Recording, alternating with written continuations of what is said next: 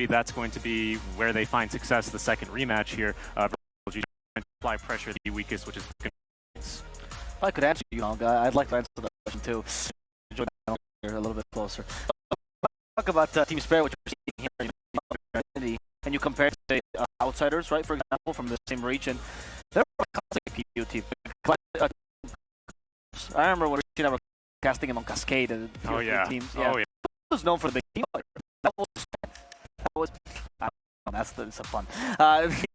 For the big team he plays, right? He was known for honestly just doing the 5-on-5 constantly, which is what EU is known for. So I think that's not like Seb is saying. Like that's kind of what we saw at TI, didn't we, Seb? Like they just played well. Yeah, be looking at Magnuses, the Hunters, King, pick the Sand King, and it's one of his best heroes. Every game from games, and everybody was coming, but they just did too well. They were too calm. And I really think this is a comfort zone. This is what they like. I have no problem, a tournament with 3 hero players, and it doesn't mean that these players can only play 3 heroes. We've seen, maybe he had a limited amount of heroes at TI, and now all of a sudden he's playing 14 heroes in 14 different games. Use what works for you. It's called being smart.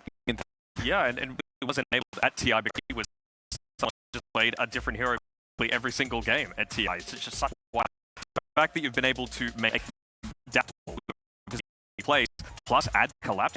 It's a pretty dangerous thing to be able to up against. I have a question for particularly because I know that you probably the first region I know we're asking for tips to play certain heroes. I know Collapse talked about Rise, and now he put a Magnus, and Rise does, right? So that was actually hard. How the region started to do that as well? Do people talk about do they do? Sure, for sure. I think every tech kind of brings its own morale to the Dota world.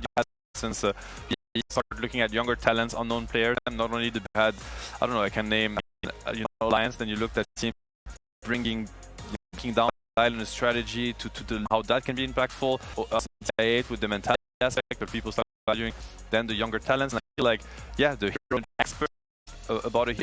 There's always a fine limit between kind of hating on someone, that he's too good at hero to knowing your hero in and out. Yeah, exactly. If you look at how draft against, for example, OG, it's always been a lot of respect for the stats in front of me, but I would have to assume most teams against OG, at least if they didn't ban the Timber, at least Razor, right? Speaking of the teams have been doing against LGD, isn't that right? No. Overlooking this move, for example, is Timber. Yeah. He was lethal, right? He also changed something else about the meta. Discovered if you bring your parents to you stronger, they like for you, much like the audible. Second.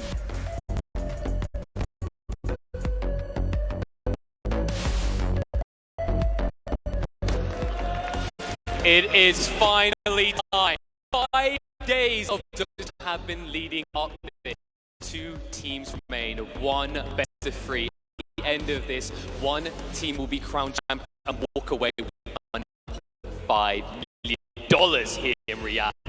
But to we need our teams. It's a pleasure to introduce to you the stage, the legacy that is so long in the Chinese Dota scene. They are the representation from the Dragon from over on the other side. It is the only PSGD.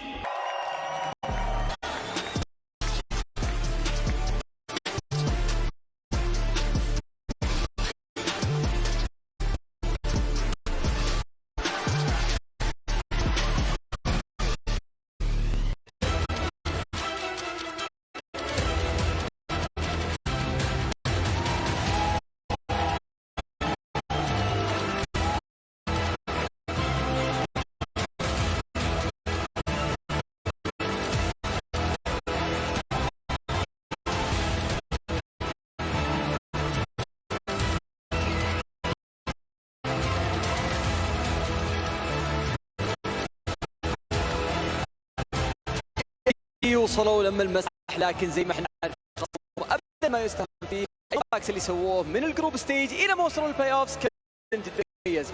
ننسى ايضا اخر جهوا فيها قدروا انهم يفوزوا عليهم الجي، لكن هو هل يقدرون يكررونها مره ثانيه؟ نشوف اعلانين وحضور. رحبوا معنا بتي اي 2021 الوينرز تيم سبيريت.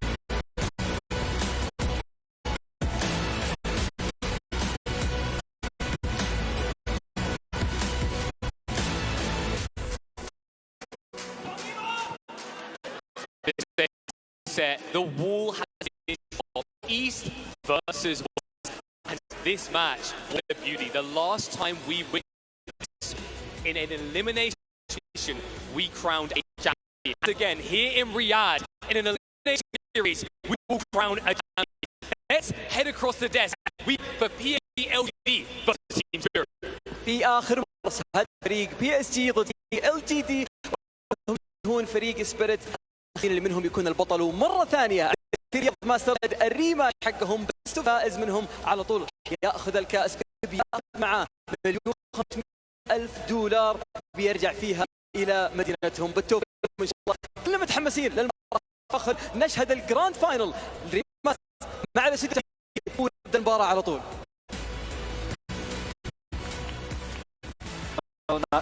So nice to see the audience up, you know, and Canadian received a big deal as they both want to witness these grand finalists. An exciting match to see. In Portugal, also gracious to see, like I said, as a support, you have to let whoever you get out of the way, let them pass. I mean, I think so, right? I think Spirit definitely they face start the tournament and the tournament they get to close them. Very much looking forward to that rematch, right? I'm pretty sure. I mean, I think every single player is going to go into every game thinking we're the win, but being dismantled like that 2 games in a row, they're eager for it. Curious for another side thing as well from a pro descent. What do you rather have these to play and thus get a little more warmed up to this grand final, or do you rather play there and could watch your opponents play? I'd rather be the team that plays for you and watch your opponents, but at the same time, fatigue can come in. I think it really depends. The fact that it's a best of 3 might also matter. Usually, you know, on the last day, we're best of 3 in 5, and that be too much. Right. It's just too long of a span. That makes it differ a little bit, but to be fair, it just depends on also the team. You know, like some have a good, you know, like they like to analyze, take their time, think about it. Some just like so it just depends. And obviously, both of these teams have been in the situation before. Again, TI10 final rematch. And Seb, I know it's something we talked about in the past, where playing online, playing in this DPC, where you can, you know, spend a week prepping for another team, so mental and physical fortitude that you are able to bring. How do you think these teams modified that, considering they are playing so many games in such a short span of time? No, I mean, they must have had a big impact, and I think the reason why these teams are here. If you're going to be in the finals, it means you're a team and get really smart at adapting when it comes to, but also at understanding the opponent and the opposition and just the measurement and thinking what's the best and leading out. And that we have here now, we have teams that are incredibly smart at getting distance with the DPC. The only revolves about this tournament. You know, what have teams done? What worked? And there's a beauty to the wake up as it's happening, what's happened during the day, living in the present, opposed to having to live 6 weeks in the future. This is what's fun, and we're seeing that thing here on this grand silent and Siaba are really excited about this because this is how they grew up. Yeah, as soon as LGD landed, we caught them in the lobby when we were coming here for day 1. They had the first day off as they were the last team. It's like immediately in pub. Like, it's that mentality when you get to land DPC, take it down. It's all about this best of 3 series. And it's different skills for especially then there's the pressure, there's the like the maybe the higher stakes. Of course, DPC points are important, but you have the entire year to kind of make for it. There's no room for mistake. It's gonna happen over 4 or 5 days. The more quicker you have teams kind of clashing ideas, so you gotta be aware of what's going on. You know, you gotta be paying attention for a crucial moment of the game, which is the Exactly. Even just the thing, right? Like, yeah, games can play around each other together. Sometimes the comfort of playing from there different way. You know, it's getting some to adapt better than others. So let's see if it plays a part in this one. Now, I just want to highlight as we get started, the match were played 29-minute on average. LGD were able to steamroll through it, and that was saw that Arme looked to it for the first time in 2 years. And the second time. Yeah, played it back alongside the Razor. So this round, Razor is dealt with the phase this time by LGD. Spirit have the pick and they still value it as but who knows what could come out of these more. Yeah, and showing some adjustment. Usually teams end up banning the Razor against them in their series. It was the Razor. At second pick, they still even first picked it on their turn. So showing they're going to be adjusting a couple of things here as they look to open the draft. And he's not it actually gets to come through. So it does bring together with the Razor, of course, one of the stronger lanes. Again, it's so versatile. We've even seen regions play at a position 3 where you're able to be that more brawlist and really take advantage and become a core that actually rips apart someone else rather than being a position 4, position 5. You can itemize for it, but it's actually a core and you're in a really good spot. I'm still questioning this Razor, but to be honest, we'll see how it develops. Series. I feel like both teams nicer, deadlier, you know, together. The day the RC comes up, I mean, you think that, so you had the just tiny kind of thing, you know, it's one of the better heroes that at least one of the favorite teams pick up in Sepak. Team Spirit, respect to Sepak, and understanding that this might be a way to protect it. You know why Tiny was not banned. The Team Spirit are gonna. We have the biggest heroes of the tournament, at least in the playoffs. You know, in the group stage maybe it was hard to see the trend, but in the playoffs it's been really clear. It's been one of the highest of all teams. So Wyvern, even the style of this GLGD, right? They are all in on the team fight. That is their style. But Team Spirit, when they've been able to pick up this Marcy, it's on Mirror. It's always been in that other collapse. Viper coming through, it's such a strong lane, right? And in my opinion, the way to be able to beat this lane, you got to pick a stun. Able to take advantage of her. She tries to use, you know, the dispose, the rebound, put herself in that more volatile movement speed, when in fact it's exactly the opposite. You just to punish her. Let me derail this though, because we haven't seen a Pango given this high priority. Is this back to what you're saying, Seb, where you're trying to flex perhaps and reveal anything? Is there actually some value to the Pango we haven't seen teams? I mean, it's execute Pango, Faith Beyond plays it's less in all mid because of the changes, but probably Pango game. Team fight, a lot of early. And yeah, I mean, the fact is all out, the Ember has not been. So if you think, you know, what mid laners are that rate, there's going to also be taken. So this is dominant in this either bad or bad. Good why they were like, it's a value, we got to pick it now. Okay. Well, now move on to the Viper dynamic in the very beginning. We talked about Viper flex between. We've seen it, but it's usually because teams cover for that potential fight. Viper, will this be a threat that LG is to concern? Yeah, right. I think anytime you see Viper lane, to shoehorn Team Spirit into a little bit, especially when they can just do too much here, you can continue to avoid. Sorry, you be super with it, which Wyvern to be able to do. Now, I think that at times LG has Tango, it's gone for nothing to say. This turn, picked it twice and won with it against. Q always also loves to play the Wyvern though, right? It's not a Division 5 role. Going to go for any piercing, disable on Team Spirit, Marcy, Pango right now, right. So something like a Death Prophet able to do some magic damage to, you know, the cold case. The BKB Exorcism is going to be able to deal with Galera a little bit. Vayne we've seen have very success. Beastmaster, Viper just wants to switch to being a position 5 instead. They've got options. Putting a lot of emphasis on the Viper. They're trying to protect the Viper 5, banning the Prophet, the Viper 3 by banning the Jogger. To be honest, I think mistake against LGD. I kind of assume that they will. You cannot do a bad lane against Viper. They will find a way. I remember TB going a long time ago, but there's flashbacks around my head. They will do one way or another. I'd rather Team Spirit kind of focus more on the bigger picture, how the game is going to develop, match LGD's aggression or their scaling potential, or the give. I don't think you can just do and be like, we're going to do, you know, that's going to happen. So I'd like to, you know, switch a little bit, and Viper has been well protected, and it is. I know it's going to be a little bit less if it indeed is going to be a Jin Pango. I still feel like the Pango in that mid role, it hasn't been. Bloodseeker has been receiving bans this tournament, obviously items, and then you're just so strong. Right? Maelstrom, BKB, you can be joining on the team fights, completely nullifies the Pango influence, and it gives you the option to enter into a position 5 role and just connect the lane.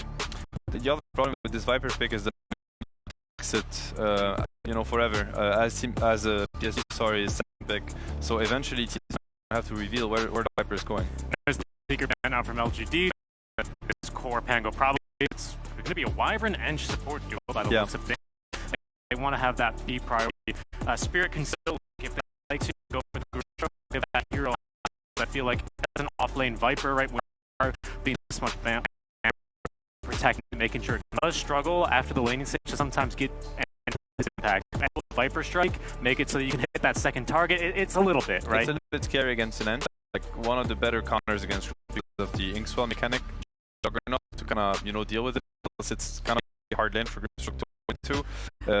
One thing to say about the Ench, even though of course Viper kind of deals with the Ench because of the break mechanic during the laning phase, Ench is probably one of the best heroes for Viper to lane against. Especially if the carry has progression potential, like the creep, the impetus, it's too much for not going to be able to help the Viper. So here you see with Ench pick, like GLD, they're dealing with Viper, they understand that this is the only threat to them, and yeah, they're looking to abuse that, and obviously it's gonna balance that a little bit more. One of the better heroes to play Ench, probably to help the Viper. We see the Ember pick. We'll talk about this as a pick against 1 in 7 the Ember. Renewed Faith. Has he tried it yet? Once actually beat with the Ember Spirit? No, that was nothing to say. Okay, well then, no, had too much success at all through the tournament coming through. So yeah, picked up, but it is a hero that he had growth with at TI. Thinking that maybe this page maybe they need to care about things like it's just slight into the what pace they're setting here on LG. The plus enchantment is so deadly. You need to get on top of him, and you need to try and bully him. Skywrath Mage because the Marcy's going to need to be there. Just movement speed to be able to get. I think the Marcy needs to help the Viper somehow. Viper a lot bigger on the lane unless Marcy can be one of the better heroes in the early game against. You always top close to get. You have to worry about the harass, the intent. I wonder if players would think about getting a nerdy point instead of Roar. Super effective. After Marcy W, you just roar and all of a sudden the matchup turns. It's very uncommon to launch its life lane. Yeah, I'm worried about the here, especially with the Angolier. I think Steam Spirit, who are they going to look at? Especially because right now, these 4 heroes, when you know your Diffusal, Pango, I don't know, like Basher, Mask of Madness, even on this lone Druid, and they come push aggro. No one from Spirit wants to be frontlining. Right? These Bandit have taken out a couple of good options, right? The Siren for cutting waves, let's just have the Illusion that struggle to deal with, and the Bristle, who would have been nice as well for that. Such a good life. It's a Luna, okay. Well, I'm just really thinking of what heroes that Spirit could be able to respond to here, right? We're assuming it's going to be they want to be able to stand and fight against it. That's good at doing that, of course. Pretty good Darkseer game. Yeah, good Darkseer game for sure. I mean, you might be able to flex this one Wyvern mid and then Pango into the 4 roll just so you can get better usage out of the. Very interesting, especially because Wyvern is one of the heroes that killing the Viper from also very effective against Luna. Yeah, definitely see that. It has to do a lot for LGD. Team Spirit, they have a very early up that can base on LGDs. Like this pick with Savage, don't have that now they have this scaling, but Spirit shows they can be really fast. I was about to say, I'm just good Luna matchups outside of that. That's a great master. Okay, something else coming. AoE Dispel is really fast for the Ancient Seal defensive, but also gets rid of the Flame Guard, gets rid of a lot of these masters as well. Viper poison attack solid, and they've got ways to be able to handle it, right? You see ways to build that magic. Assume Ivan in the position for. Yeah, I like it. Well, it's kind of one of at some stage in V5 control, you get 1 and 2, or I say with a refresher 4 lifts up onto the Luna. I really do think Spirit are going to have this in these fights. We're gonna have to see. I mean, seeing the final pitches with damage, but Spirit can play this. What's required doing this early game for them to take away? I feel like Spirit, they have thing, which is the early game these heroes, the Skyras, the Ember Chains. LG heroes are gonna fight us. I think through items, through better formation, I think they take the game. I think of a Spirit draft. Okay.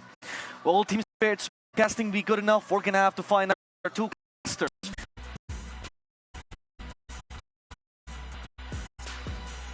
Oh, can't hear them the grand final should be the grand final. It is the grand final, and here we are. I think they can hear us. We're ready to go into a TI-10 rematch. Indeed. There a little bit looking exciting. Should be really exciting. And here, what's the thing that excite you most when you're looking at both these drafts?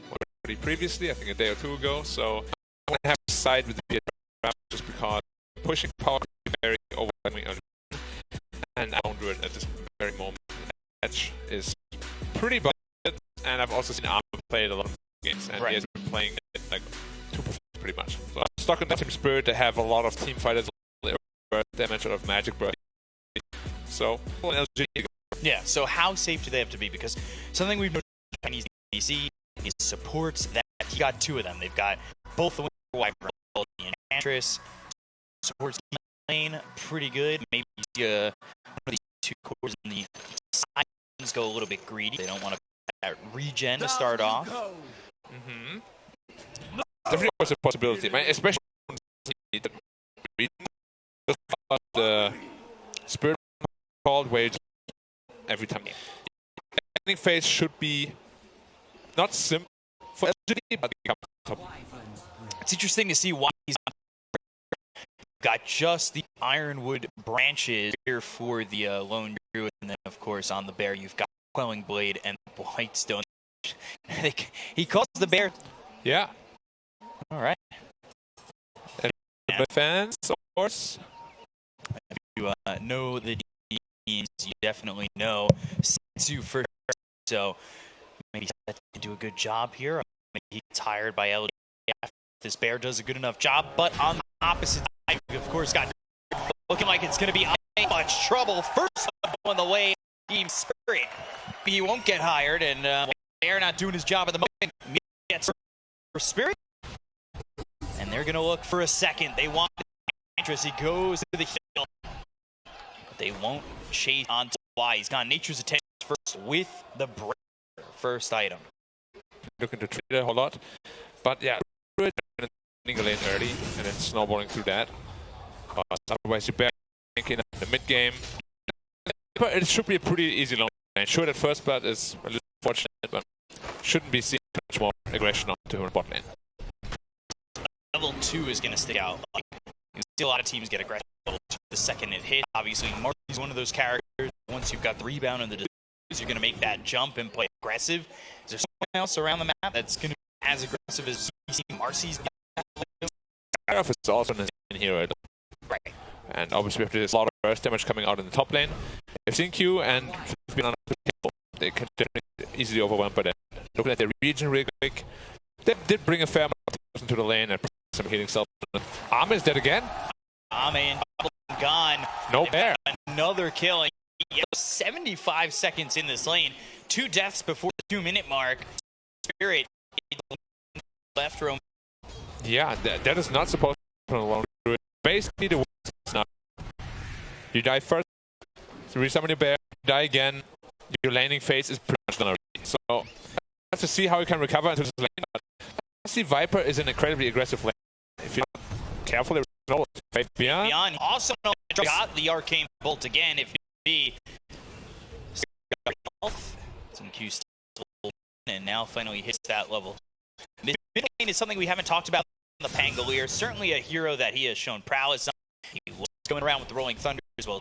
Dagger, we've seen Diffuser, Pangolier. How match like that who's to go between these two heroes? It's supposed to be like a soft counter to Pangolier. I don't really think heroes beat Pangolier lane, so it should just be a farm trade. Let's say that though, he has to be careful. Like level 6 Ember, basically you can never kill him under.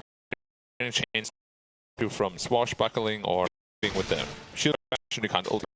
Right. So Luke is definitely having a advantage.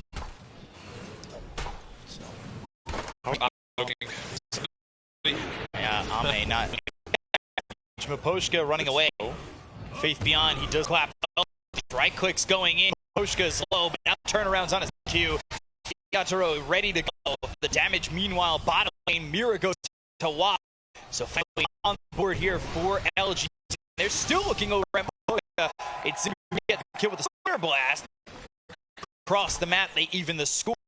1K lead for Team Spirit, but LGD starting to crawl back in the laning phase. Now it sounds like they did like on the bot lane, but they actually killed the bear, which obviously was 300 gold, a ton of experience. So even though Marcy died, the bear is worth more gold. another, like, we have 4 minutes.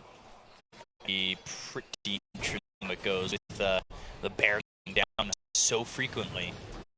Yeah, look at the top. They're running out of reach. The spam ability of Skywrath was a little too high. And he's not really known for his right-click damage, but I want to look at he's hitting for like about damage per hit. It's no joke. And right now, a lot of consumable being why in spent. trouble? Why on a hard play? There's the rebound, and with that, the time follows up. The kill on a Y. They're trying to blue burn, but Inkyu, he'll eat the arcane bolt and survive, crawling from the sky. Make his way out, and so on Splinter Blast again. Yatra needs to be careful about his position. Yeah, they're playing on the edge, and usually when you're playing on the edge, the range nukers are out of it, which in this case, on Spirit, so you have to be super. Koshka's ready with mangoes. He's got the mana regen. Oh, feet behind! Oh dear, Adam and Zinkyu might just be honest. He's trying to get a kill here. The right click, and it's a double kill from Koshka, and he is just charging. So the team's it's 5-3, and they feel pretty great right now. Damage dealt for the Skywrath is quite high. Of course, 5K. well, he's going to be back full health, full mana once he respawns. He dealt 1 damage per minute, actually. That is kind of insane. See, Toronto Tokyo yeah, trouble. the Cinder Brew is collab, but get at least one. Toronto goes down over mid. Is nothing. Thank you. So it's a battle of back and forth so far. Well, he's got himself another killing spree. Let's be careful with the bear. He's going to lose the bear again. It's just going to fall, slow down enough. They'll dispose of the bear and its life. 300 gold going to Smart. And 1 minute with the bear. I feel like I've been saying this like every minute. It's been 5 minutes, and it feels like 5 minutes there. 600 gold has been picked up. 1 kill there, 4 collapse, and 1 kill. I mean, that's a big injection of gold early on in the game. It can make it easier for the side of Team Spirit. It's very interesting skill, but you just skill one on the Savage Roar, so you can help each other. I can help you, and you can help the bear. But chose for the greedy skill, but that's not paying off yet. Yeah, he'll throw out some beat. They've got the silence from that ancient Skywrath mage, but burning with the damage. Dave clap, and they will take him out with help of They put the pressure on the tier 1 tower, and what they want to do is take it potentially close down this map with the fact that Ame is struggling. There's no TP on Tokyo. Oh, solo. Yeah. It's a lot of damage, of course. Now on the run without mana, but he does have the Mangs to work with. You've got Ame who's making charge in mid, so he's giving up on bot. Yeah. There's not a whole lot. I mean, he's not super far behind with Luna, so that's right. Oh, there it is. Kill there for LG. Even they go by 2, they go up 1. Yeah. The kills are coming back and 14 kills in 7 minutes. It's a lot of kills. Something Chinese to farms, but apparently both these teams they kill. I also love how both of these teams evolved. On the Tokyo to pink top, and so is the Sky. They've got maybe not. So they saw nothing to say, and then they see him, of course, coming. Toronto Tokyo hasn't shown himself. Faith does have the primal split. If he wants, they give him the shield. The ancient deal. Y in behind him, trying to help out. A remnant of nothing to say will survive, leaving them without words to fill in the air. Again, hits the drop though. Yeah, there's no way you can do that. Collapse with that kill on his team. Nothing to say, getting low. Throwing thunder. He'll try it on him, but the slide is in. Clears out the Pangle. Y high behind the trees, but not. He's got the silence, but the seal is in. And they'll update on the life of this Enchantress. And speeding up Pushka, but not Beyond can't go in and get that kill on a 1, but for a second, a double kill for Faith Beyond. They've got doesn't have an eclipse, but he doesn't beam to help. Here come they hitting on a Toronto Tokyo. They're gonna so the tower. He wanted to dive that were do without taking aggro as he might creep and get Toronto with skill there, right? Yeah. Now I might have a chance to really address what I wanted to talk about before. Both of these teams at the beginning of this tournament were pretty passive, very farm oriented. Bring out the best of each super aggressive. They realize how important lanes are, and playing it perfectly. Arctic Baron on. No, He doesn't have in now. Oh my God! Disposed both by the Marcy LGD. Oshka shows up with collapse, but these heroes may have rotated a little too late. They just fight. They popped the leash, and that's not really going to do anything for Mira. Yeah, for the basically the spell of course to get the slow of himself. But yeah, game is starting to sort of crumble for Spirit. Dedicated 1k. Thinking about Mira hit up into the air. This should be an easy kill for the bear. One, but Poshka's next on the list, checking it twice. Wow. No, he'll clean up the second, and it's 10 down with LGD, and they've got themselves a little bit of a net worth lead. For first game as well. Now they were behind. Also have the advantage of 2 towers to spend. The map is a lot more accessible. Which is something we spoke of. Mobile. What is he really going to do in the mid game? They have to keep this up.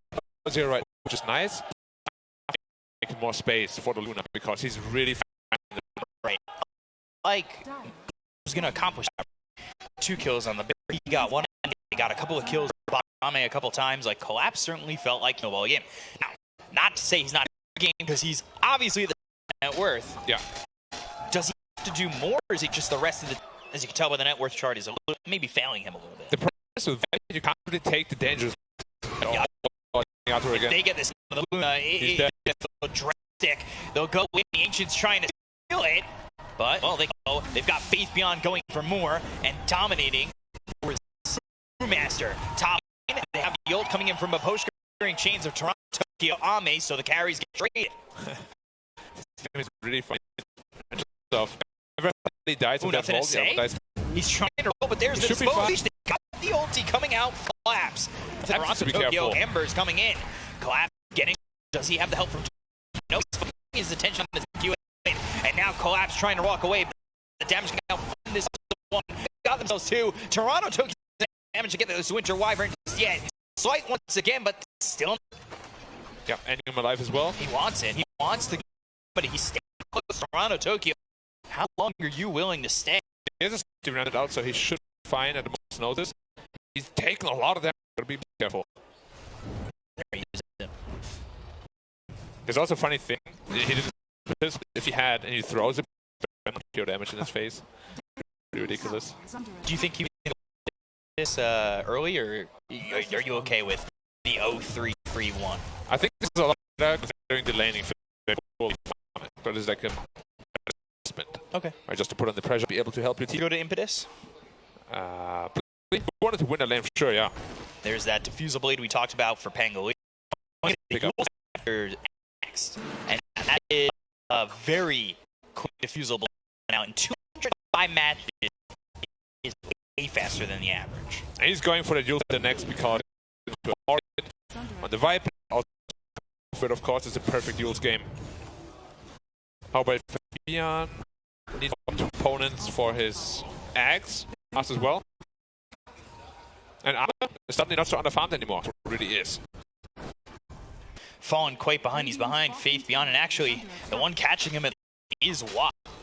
50 for a support is a lot, but when it still feels like that difference is big. Yeah, for sure. Be very careful. Again, they don't have the best space making heroes. Ember, yes, but Viper is a space taker himself. So have to find a good way to like put that farm. Otherwise Viper might become useless. But if it takes the farm, then Luna's it's a game. Speaking of farm, Yatoro, he's in the stacks in the triangle. They'll go for the roll. Collapse. He's on the run. He's on Maposhka. I don't think it's gonna be enough, but they also have 2 here to try and help him out. At this Viper who will throw out the ult, but they've got so much damage to get the kill on the Collapse. Streak here for Faith Beyond. Yatoro and Mira, they think can't help out this Viper, and it's time to run. They'll go towards the tier 1 tower, and Rolling Thunder obviously no longer there, as well as the Primal Split. DD aren't going to give chase. Yeah. Also at the ancient measure. Always a fun time to spin like. That looks fun. It's actually really annoying though. If I was trying to now, you wouldn't be able to access it, of course. So. Don't get a little efficiency plays in. It's just 2 minutes out if it gets cursed though. They're camping the Remnant, but it by Tier 2 Tower. We've seen that in the past. Ghost was a victim of that. She went back. Midas on the low, I just noticed. Very uncommon item on him nowadays. Behind this far makes perfect sense. Now he's top of the network. Yeah, he picked it up for like the best timing, but it wasn't that bad overall. Yeah. And it's helped him come back. He's going for the. When we were talking about our game plan for the show match, you were saying he's going to go and end the game in 19. So it's 15 minutes now. You think in the next 4 minutes, Deso down? Nah, it's not cause an actual game. You know. It's cursed though. It's on Tokyo. He's got to be careful. Where's the room? And now they're looking for the root. Gonna get a break on Vapochka thanks to the great, but they aren't going to chase more. It was just Ame for the moment. Nothing to say has shown, and maybe if they go further in the lane, he'll go. But you have a nice box that should keep him safe. No, I can't believe there wasn't root 10 times.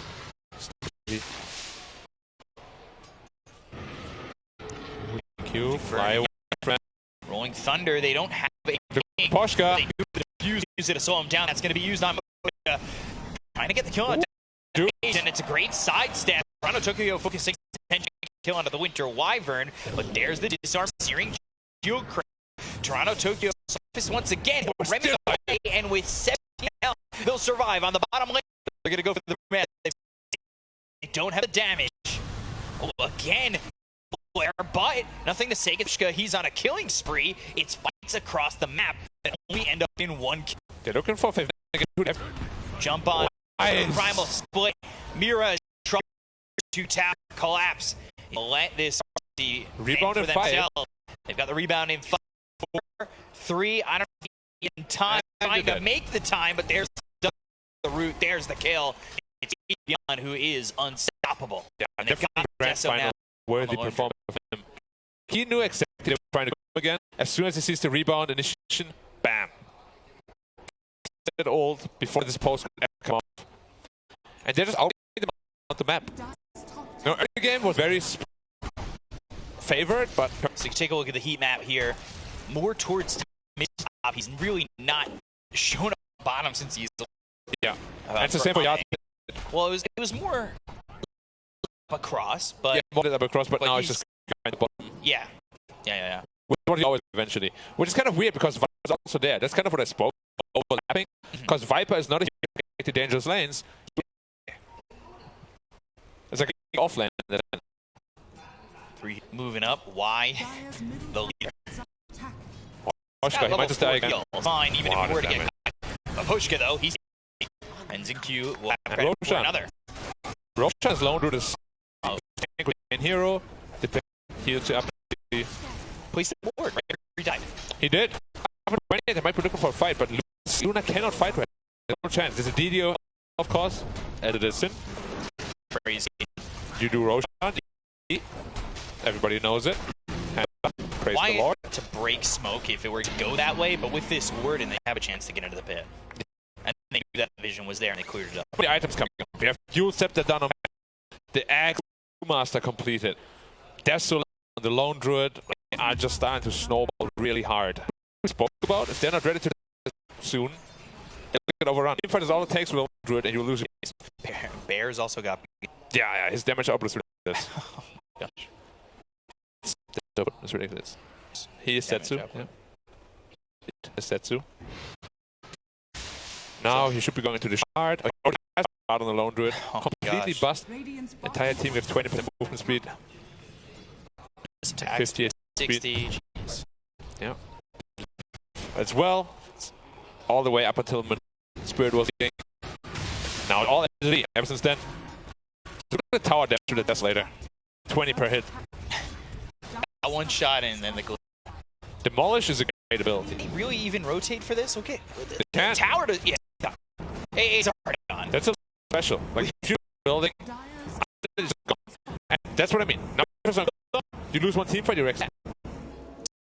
Heroes are dead on the screen already. That tower was crumbled. This thing touched. It was. It's so fast. They have double boost. Forget that. Like the team, massive. Again, I wish it's in their hands. They really should feel like it's time, right? But Yeah. what we've been focusing a lot on what LGD been doing right, what they've been now. As they chase him, they won't find him, but for Spirit, you throw in a spot where he is close to top net worth. He's recovered well. Team, wondering where they were in terms of Faith Beyond, they've all recovered well. Can they defend against this? That's the question. If they can defend like 2 times, Lone Druid and Steam, and Luna will like be taking over the strongest on the. But that's gonna be a while, because Lone Druid is gonna use Asher eventually. Then heavy targets is gonna be insane. It's like the old Druid. Now you scale with level, damage and health scales with level. So 4 minutes with Yatoro showing himself over creep wave. The rest of the team behind him, ready to go. We'll see if they can find anything at the moment. Mind you, there's no. No, but It's going to be tough. There's nothing to see over to the side, but as well as the Mystic Flare, they go into the Witcher's Curse. There's not enough to save, nothing to say. As this Enchantress is run with the pig pole, but walk down. Mira, he did his job. Got the kill. They've changed. It's onto the bear, which is the fall. So there's gold there for Yatoro. A good victory for Spirit.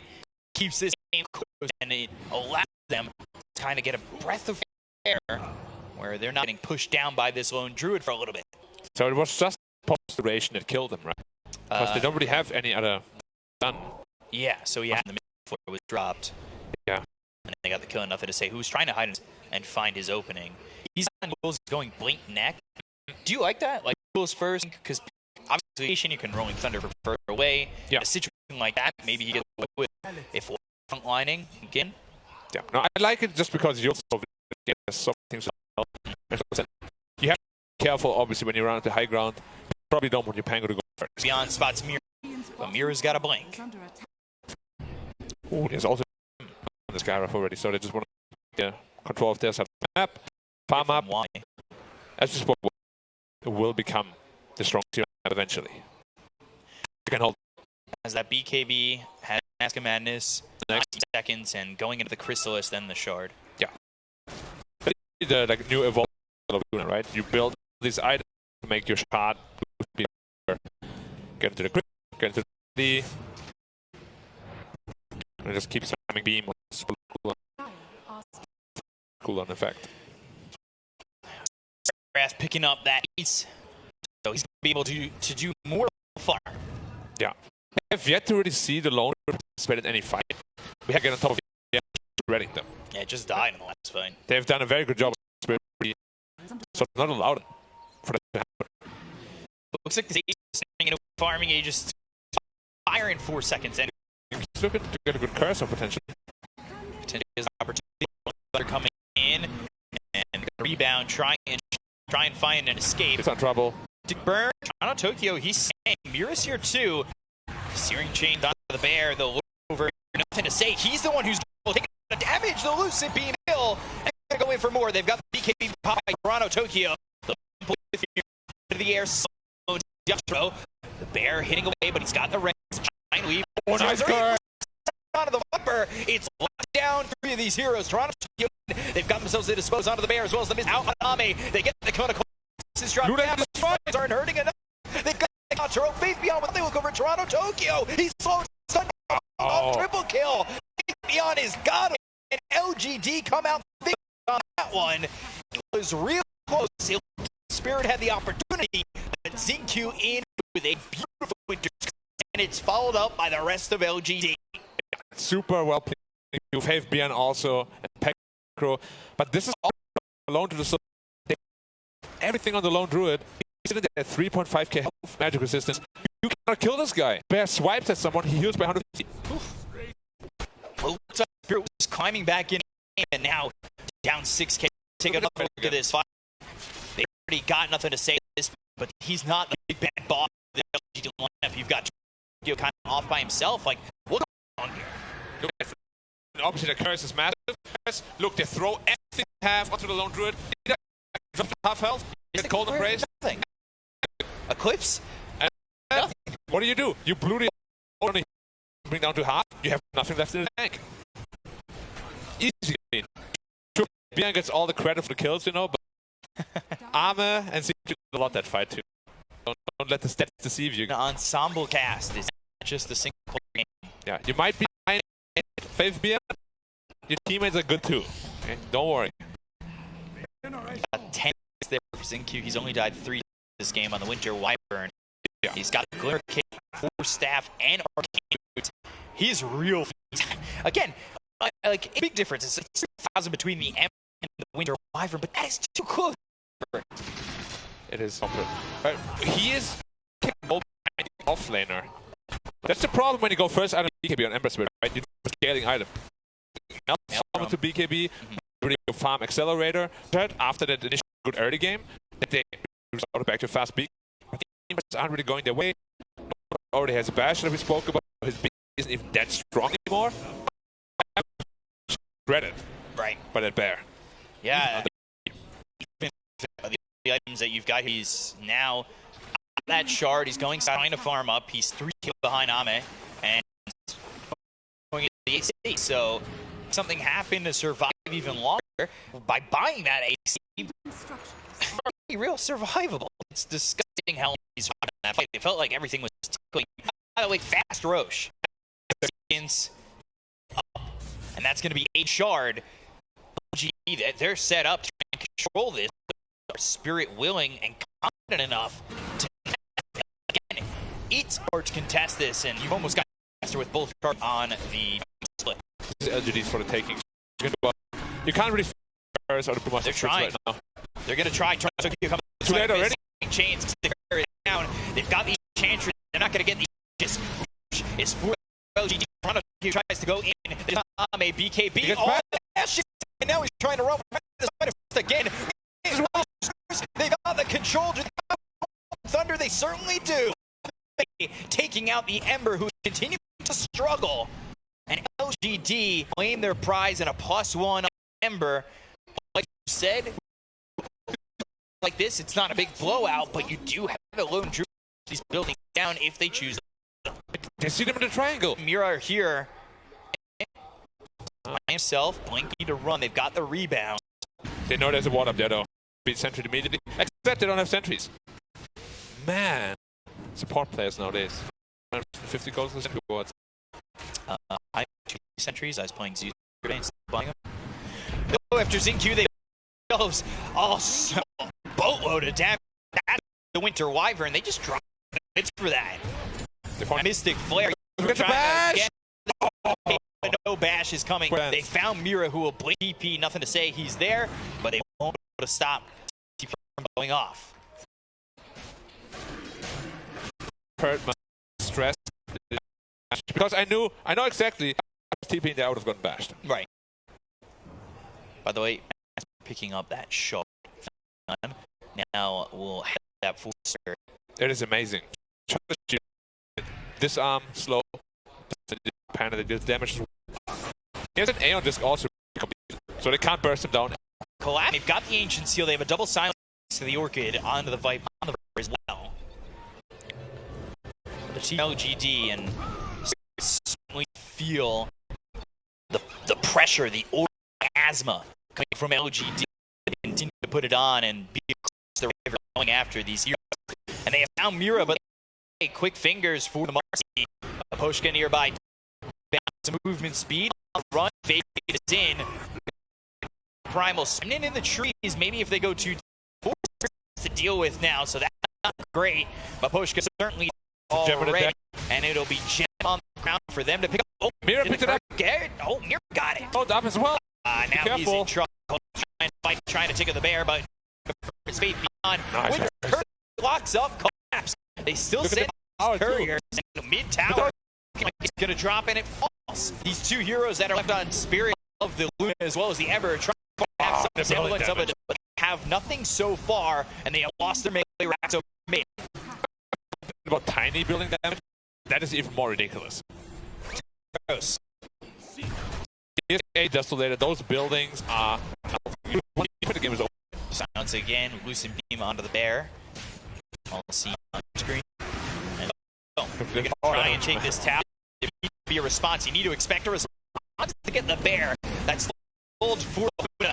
Go into the primal split on the swap for the disarm and the stun on the Luna. Disarm thanks to the Void Bear that is out beyond the primal split. He's got the back to, so they're not too scared of really retreating on the side of LGD. They take the 2-3 in the melee rack again, this time up. They didn't even care. They didn't really want to fight. They just kind of went back while Lone Druid is job on the Rex real fast. Now they're 2 down. What did they lose? Nothing. That's it. Yeah, on cooldown for 70 more seconds. Curse is back up at 5. It doesn't feel like another minute on this Aegis. Would he have the availability to go again? I guess the question is if they would, but Spirit to them. Now the good is that the Spirit Bear doesn't have a lot of room to grow. That's the good news. Bad news is the game might end before. Their 4 men All the way around, they're trying to on Bear on the Lone Druid. 35 more seconds, so if the timing right, maybe they take on the river and push some of these buildings down. They know it's really obvious though. I'm really good at this game. They see top down pushed. There's no way that they're not smart. They're so active. No Rosh can just win. Yeah, Roche not up for an Thank you. Here's an Aeon Disc. Keep in mind, they have Aeon Discs and the Lincolns here on their team. Toronto, Tokyo. Remnant. And there it is. Oh, gets his mana burnt though. Yeah, that's back to back. Setsuro, he's going for the sky. He's not enough for the point booster. He's item finished. Probably their potential last. Good enough. Spirit do what are they relying on? Items that can. And they're also looking buildings, so you have to fight before they actually.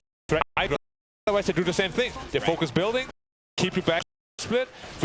We times in China DPC where teams just abuse this, right? They split, not to fight, but to keep you back. You tornado one guy up, so 4v5, you can't really. Well, the carry is just buildings. We've talked about the CDC of using the Brewmaster to take your towel.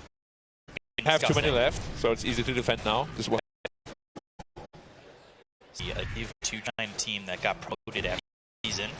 They had a game where Brewmaster basically raided out the entire team. For like 20 minutes. Yeah. A sight to watch, and well, the site right now is on finishing this game for LD. Try and make a go up 16K. They're just in case anybody goes out a little bit too far, strays too far from home. Little jump in. Take out. There they go. Got the play going tower down. To try and take the tower. It's already over the side is collapsed. Throwing right clicks in onto Ami, but it's not any damage. The only thunder here. They look for the Eclipse. Damn it, it's just not there. Here with the BKB themselves, the it's out in the wide. He's healing. It's only going to be the entire base. And what can you do if side of team 34 minutes into the game, you're up against Mega Creeps and you are fighting on your heels?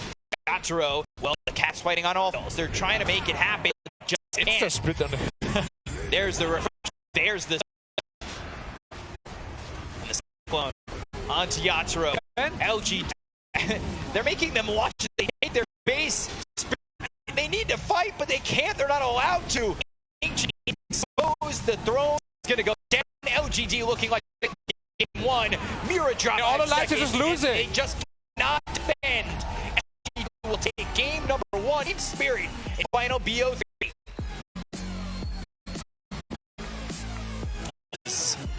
Something. Maybe not for the ages, because Spirit will spectate that one. Yeah, it was. Honestly, after I was very worried for Armis. Got first like blooded. 3 times. Bear just kept dying over and over. But the skirp GD was almost perfect. They're just 5 heroes in the middle. Yeah. They take fight after fight after fight to bring it back to a good mid game. Yeah, focus down to it. Mobile. Yeah, and they never really had an ability to stop them once they showed up. It was so the side of LGD 18 in 35 minutes. It looks good for Spirit. They were winning the lane. They were doing well, shutting down Ame, facing a bunch of recovered. That was a move for nothing to say to make sure that they slowed down the opposite character, right? And they did. They did a great job of shutting down Luna. And Yatoro's game got fit, especially once LGD got together as 5. So we're going to throw it over to the analyst desk. They it down more for you guys. Take it away. As we witness these highlights via Ramco, we reminisce about the game we just witnessed, and where LGD just, I mean, what a team. What a team. Lose 3 bears, I believe, in the early gaming in 6 stage. minutes. 6 minutes. And still recovering and having incredible impact on Ame. A performance for the other 4 bears on Fate Beyond. Seriously. I mean, it was the bear draft, but it actually worked so well for them. Think a little bit, Richie, please. Yeah, I mean, right, I was coming out of the of really hyping up Collapse. I thought this lane was going to be kind of destroy the game a little bit, and from there, you know, maybe the Luna finds armor. That's step 1, right? And he certainly managed to accomplish that. And really, I mean, my goodness, bear on cooldown for a minute, walk back to is like disastrous. Like, I could not imagine a worse stuff for LGD, but they persist, and they managed to show a great game. As you can see, Ame with 5-6 to end the game. Yeah, we have this scoreboard brought to you by STC, but Ame managed to recover despite a bad start, and usually Lone Druids rely on the lane a lot, don't they, Seb? That you win it, and then snowball from there. Yeah, but no, I mean, all things considered, there's a lot of things Spirit did really well that game. You mentioned, you know, the laning phase, the early move. There was a lot of also skirmishes that went their way just based on kind of outplay and whatnot, really, you know, fast thinking. As far as concerned, I think the drafting is much superior. I feel like they have better game understanding of, you know, how the hero skate into the game, interact, how the fights are going to happen, and I think the game really demonstrated it. I felt really worried when the draft ended, and I think it's also been the theme of the playoffs for me so far. I think LGD, you know, they picked up a lot of, you know, great ideas on how the game should be played, what they can use. Whereas Spirit, to me, you know, there's been highs and there's been lows, and I think that game was one of the lows. Okay. This is the 3rd time that they've been beat by a Lone Druid coming through here at Team Spirit, so we need banning it up, but for me, they didn't really change much based on even the China DPC. This is the exact same way that LGD have been playing for quite some time. They just build into the team fight, and they make themselves very hard to kill. So even though Team Spirit did a great job in the laning stage, they got a bunch of kills, especially Ame's lane, they made sure to shut him down. It got to that point where 5 heroes that just have survivability mechanisms to them. Obviously the Rolling Thunder, Lone Druid, very tanky, Brewmaster, he's going to be splitting. Like, it's across the board. They just had a ton of survivability. What I want to see from Team Spirit in the next draft is some of that percentage-based damage that's going to take away a lot of that survivability. Pick the Wyvern Fells, pick Phoenix. I feel like they're 2 heroes that Team Spirit already plays super effectively, and I think they can make it work. We previously talked about the first pick Viper being a little bit figured out on the team that was doing it a lot. Do you feel like Team Spirit needs to shy away from that as well? I don't want the first phasing it. I think it's something that you can do away with. It's not really something that LGD are going to snap up in exchange, right? They don't value it as high a priority because it lacks those things that I was talking about, right? You are relatively easier to kill. You are kind of one-dimensional, and that's not how they play. They play a style where it's like, well, we can, if things don't go well in Plan A, Plan B, Plan C, we'll make something work. I mean, I give them a lot of credit for the Viper pick because I thought it was a Chen answer. I'm starting to second guess if it was or not, even though it worked that well, because they did the same against LGD. LGD don't touch Chen. And definitely this Viper hero, I don't think it deserves that high of a priority against a team that's willing to counter it. And I'm hoping that game, you know, got them to understand that, because I think they need to shy away from it. Let their to flex it, which they didn't last game, and you know, they revealed that also quite early during the draft. I want to also question the Marcy. I don't know if it's I'm yet to feel the power of Marcy. There are other heroes, it is clear, it's super strong. You know, the Wyvern, the Tinies, we've seen the impact. I don't think I've seen a single game where I'm like, well, I mean, they had Marcy, what can they do? You know, it's actually maybe the opposite, it's a bit underwhelming. I'd like to just in general not see maybe the Collapse hero defined super early on. That has been strength, right, of the Team Spirit. Drafting is how many different heroes he's played, right? I'm sure, like Xiao, he's got lots of strategies in mind. He's a brilliant drafter, no doubt, but it must be difficult when you're heading into an off lane or when you're trying to take Game his safe lane. You literally have no idea what these guys are going to play. Spirit have picked OD at this tournament, right? So I think it's something that, yeah, you should look to actually maybe not define the lane so early on and play to your strengths. He's been playing a lot of different heroes. I think you don't want to have to lock him down super early. Yeah, there are times where you're just on, right? You have on days. Collapse is on today. Like, even in that losing game, he put together a pretty decent performance. Yeah, for sure. So you just got to let the man do his work. And so I feel like, yeah, you were saying, Richie, give him a pick late in the draft that he's able to respond and perform to his absolute like being on with the Night Stalker, you know, Totally. linking in KBs, farming, outplaying, Get being an on with the advantage. Viper. Yeah. You know, He did it. no disrespect to Viper players, but I think, you know, the... A little bit. I mean, Nobody calls himself You a know, Viper player, I think. I mean, Miracle, you want to give him AM, you want to give him Ember, you think of Collapse, you want to give them Viper, you know, like just give them heroes they can really out the opponents with. You know, Viper just, you know, what I You're mean? just flapping around. It's like faster. What else? It does go back to something you were saying though when we talked about the Night Stalker, right, Seb, which you suggested in the draft. You said specifically it's a terrible lane for Night Stalker, but a great game. And Team Spirit concentrating on just the lanes, but on how everything comes together, which is what you've been asking them to do against LGD. Yeah, and but yeah, again, you know, I think like they did a lot of damage in the laning phase. You mentioned the Laundry. I mean, how bad did it get? I think it's probably as bad as in any kind of Dota game. Yeah. But then it didn't matter. I mean, they had a Brewmaster problem. I think they had a Wyvern problem. They had so many problems that they did not address, did not respect enough. They need to understand that LGD is going to strategize, and they need to strategize too. Well, we'll see if we are capable of strategizing, and maybe we stop seeing the Viper for Collapse. We'll be seeing one more break as we come back with Game 2 between LGD and Team Spirit. Stay tuned.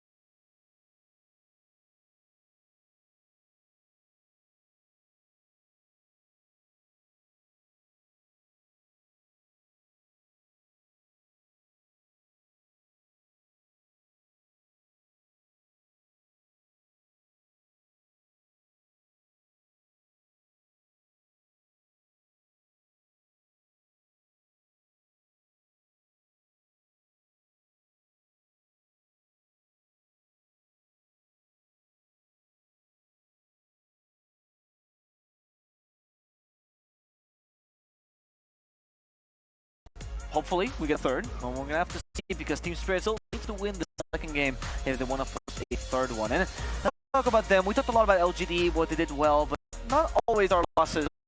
Does a loss mean that the team played poorly, right? In this case, I would like to highlight some of the great Team Spirit plays. So, Richie, I know you're a big fan of Tokyo on top of Collapse. I was. I mean, I spoke highly of the offlane and how that was the right, basically for Spirit that game. But I also really like the way that Toronto Tokyo itemized over in the middle.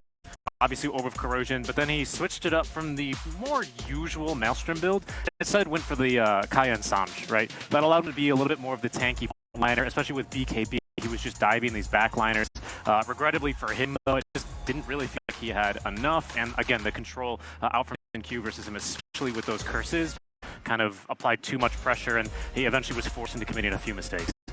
At the end of the day, we thought when you and puck game prevalence, we thought Ember was kind of phased out because he's much better deal with puck. But you're starting to realize Ember just feels like a spirit in general. Right? Yeah. 1 in 8 now. Seriously. Okay. Not even gonna add the hero. I like the hero in general, but boy, it's looking bad. Yes. I know you have another hero here that you're not a big fan of. It's the Marcy, Seb. Yeah. I know you talked a lot about how you would like to see a greedier Marcy. Yes. Do you feel like that's what's missing from the hero that makes it seem less impactful? Yes, or core Marcy. I mean, I feel like from a Dota perspective, when you don't use the ulti as much, you know, the ulti has a dispel. The ulti is it's actually a pretty complex ulti. Like it has a lot of layers to the spell. It's just, when you play support, you don't use it. Same for the sidekick. You don't use the sidekick on yourself, and you know, sometimes you play with kind of low rank players that don't really care what role they're playing, and they're just like the hero. And Marcy's, they go for face boots, BKB, but they want to scale. It works. I mean, of course, sometimes it looks a bit sketchy how they get there on the way. You know, they grief a little bit the game. Once they get there, you're like, oh, well, he just sort of killed the core, because that's what the hero is designed for. And I feel like, of course, you do get the dispose value and the either lens, but you could be looking at doing it differently. And I've seen ZinQ, for instance, do it differently in some of the games, and it works. I'm convinced that it would work. If it's not the case, I don't see the value of Marcy being a first pick compared to what a Wyvern brings in the game, a Tiny brings in the game. Yeah, At least I'm not a fan. Yeah. I mean, game Mira went Blinkdagger into the Aether Lens. Again, it's not that role that you were talking about, and it really feels like I'm not exactly 100% sure what exactly that provides this game. I mean, look at what you were up against. Go, Dispose, Rebound, not really going to do anything. Panda, sorry, Brewmaster, Wyvern, the Enchantress, and it doesn't really respond to any of that. But if you went a little bit more into the aggressive, maybe it would mean that Toronto Tokyo had to go a Desolator as well. You've got a lot of heroes that can be enabled by that heavy damage, by, you know, the sidekick not only benefiting someone like a Luna who just wants to stand and fight, but also yourself. You know, maybe you can burst someone down before you have the time.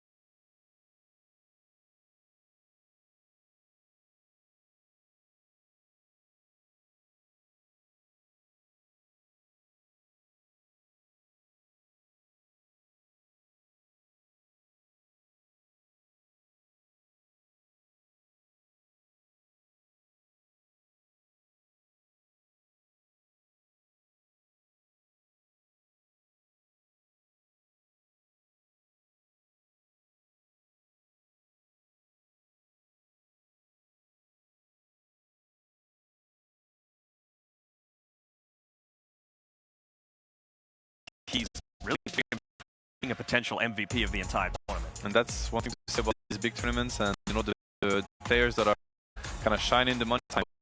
Winning big tournaments is peaking at the right time. I'm just thinking, you know, from 0-0, he started with the Visage, then the Net Worth, 0 impact, maybe, you know, Jet Lag, Not Awake, potential candidate for there's a lot of experienced players to pick up the team, you know, kind of rise up to challenge. I wouldn't quite count out Spirit. You know, I think like still have, I mean, every single game that's gone to Game 3, we have a new draft already up, and I don't think Toronto Tokyo is quite clamoring for that Ember Spirit into time. Probably not. I really think the game looks different if he's got that he can just apply a locker on and force some mistakes. It's LGD. Razor's any phase make it happen. We're so close from not having Razor nor Marcy in the first phase ban. That's gonna make me happy. I love it. When's the boss? Is it going now? No. Without the Razor, they don't have Alright, that's good. So I mean, one of the big was the Wyvern making it first inning phase. So yeah, one of those that has maybe the biggest kind of, you know, improvement in terms of, you know, in priority. Are not the best, maybe the best hero of the tournament besides Tiny up there and the Zeus. And of course, Mira's been playing a fantastic day, but even with these two bans, you know, these were the two heroes that I said Team Spirit heroes, because it's going to make it a lot easier to take out these beefy heroes. It's very hard to kill. So the fact that it's gone means that this tiny has the potential to open into a mid lane role. But they're just going back exact same thing, and of course, he gets to pick up his nature as well. Yeah, and I mean, let's be honest, guys. Like the Spirit lineup, it was the first two picks. It was a start from last game. Yeah, like we should say that. I think eventually LGD the weaknesses with this. I think Black at some stage he was like you just can't put this hero lane. You know, he just dies. Right. There are weaknesses with Spirit. Might still be able to around these weaknesses and still get a, of course, that MP problem. Point we also kind of adapt and protect the Viper. You know, not like as early in the as you were saying to kind of keep collapse full open. Dazzle ban, I think it's gonna be here. I think it's quite good against this. Super synergizes really well with enough that LGD has. They've done it several times now. I mean, let's see. You know, I think this problem is kind of scary. It's one of the better heroes for several reasons. Bullet in the lane, kills them easily in the game. No physical damage. Faith Beyond have had games on this Prophet so far. Catch the Viper more? I feel like Mission 5 Nature's Prophet is not tough. the easy. It's really tough. Yeah. Yeah, but I mean, if you're going to position, I'd rather be the 5 and give Collapse some more playmaking. You could just not pick the Viper in the first place. I agree, but this is the timeline they're in Spirit. They can't be thinking like that anymore, right? Or they can. Move forward, well, right? For a game 3, they can. Okay, sure. And maybe they go back. They'll have to win this game. At that point, maybe they get the sauce that's needed. Able to win. But finally, Druid gets banned away. What we play for a 4th time against teams. Silent just couldn't bear to see that. Absolutely not. We were talking about how many bears could potentially be alone. We have Master and everything in between. But GD, they look to kite around and be able to pick up who you set right on top of the lineup. Mobility feels like it's the for LGD right now, just to be able to get Marcy lineup as well as Viper finds his way out of position. Spirit, they really need to think of a way to fight into LGD. Game 1 in a position where it was literally impossible to do so. They're not yet. It's not looking great. Viper and Marcy are two are really overwhelming at team fights. You have to respect the fact that eventually down the road it's going to be at that point in the game, and you need to match the team fight they're going to bring. The objective really looking at heavy team fights I can see some Spirit. Mind seeing some story, for example, like a who just got like things like just a fantastic spell for the game, something that Toronto took. You could get a good. I think it was particularly comfortable in the last game as how Helsinki was playing. I think this is the Viper as well. With the run buff is going to be able to put him with the extra potential to stand there and fight, right? So it's not only the game team, but even just individually collapse. Also, good kicks in, right? If you combine that with a tight as well, Marcy actually has more liberty to get bow ship. Maybe we see Marcy being a bit greedier. I would also love that, right? Yeah. Or Marcy can get one good core item. Yeah, I like the point you bring up on that set. I think like we saw Meander playing a much greedier Marcy these games with the Midas, right? And that game ended up getting really interesting because of the amount of impact he was able to get. The Think Dagger and then TSM, you know, in that game for other unrelated reasons. But it really only takes that one hero and a couple of pros in pubs for it to become the builds.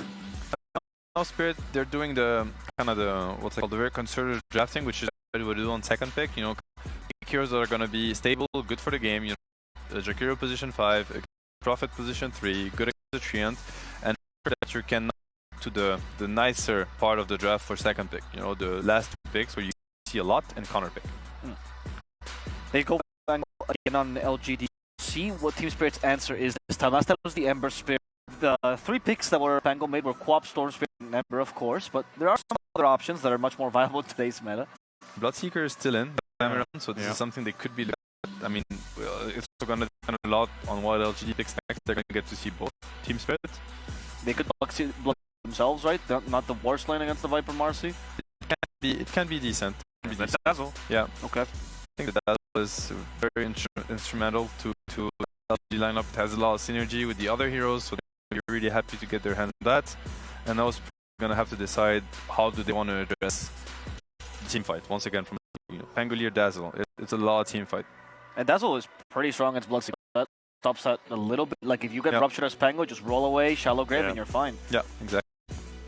Yeah, might be a little bit problematic. You link from Spirit to like get onto these back and pressure the Dazzle. I mean, I think you put a support of the you know of the quality that we have here on the tournament in these grand finals in a free Dazzle game, and I just think you're never going to win a team fight.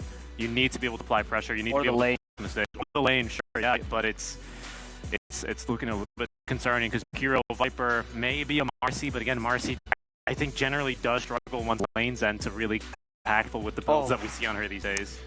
The Ember once again against the Pang. I mean, maybe it's slightly better than last game in the sense that, you know, it's one of the heroes that can get on top of the Dazzle also. At the end of at the same time, I feel like Dazzle is really good against Ember. He gets to kind of negate the poke damage completely with the sustain. Was that intentional? Slightly better with the Ember Spirit? It was not. I'm happy I did it. Very Well good.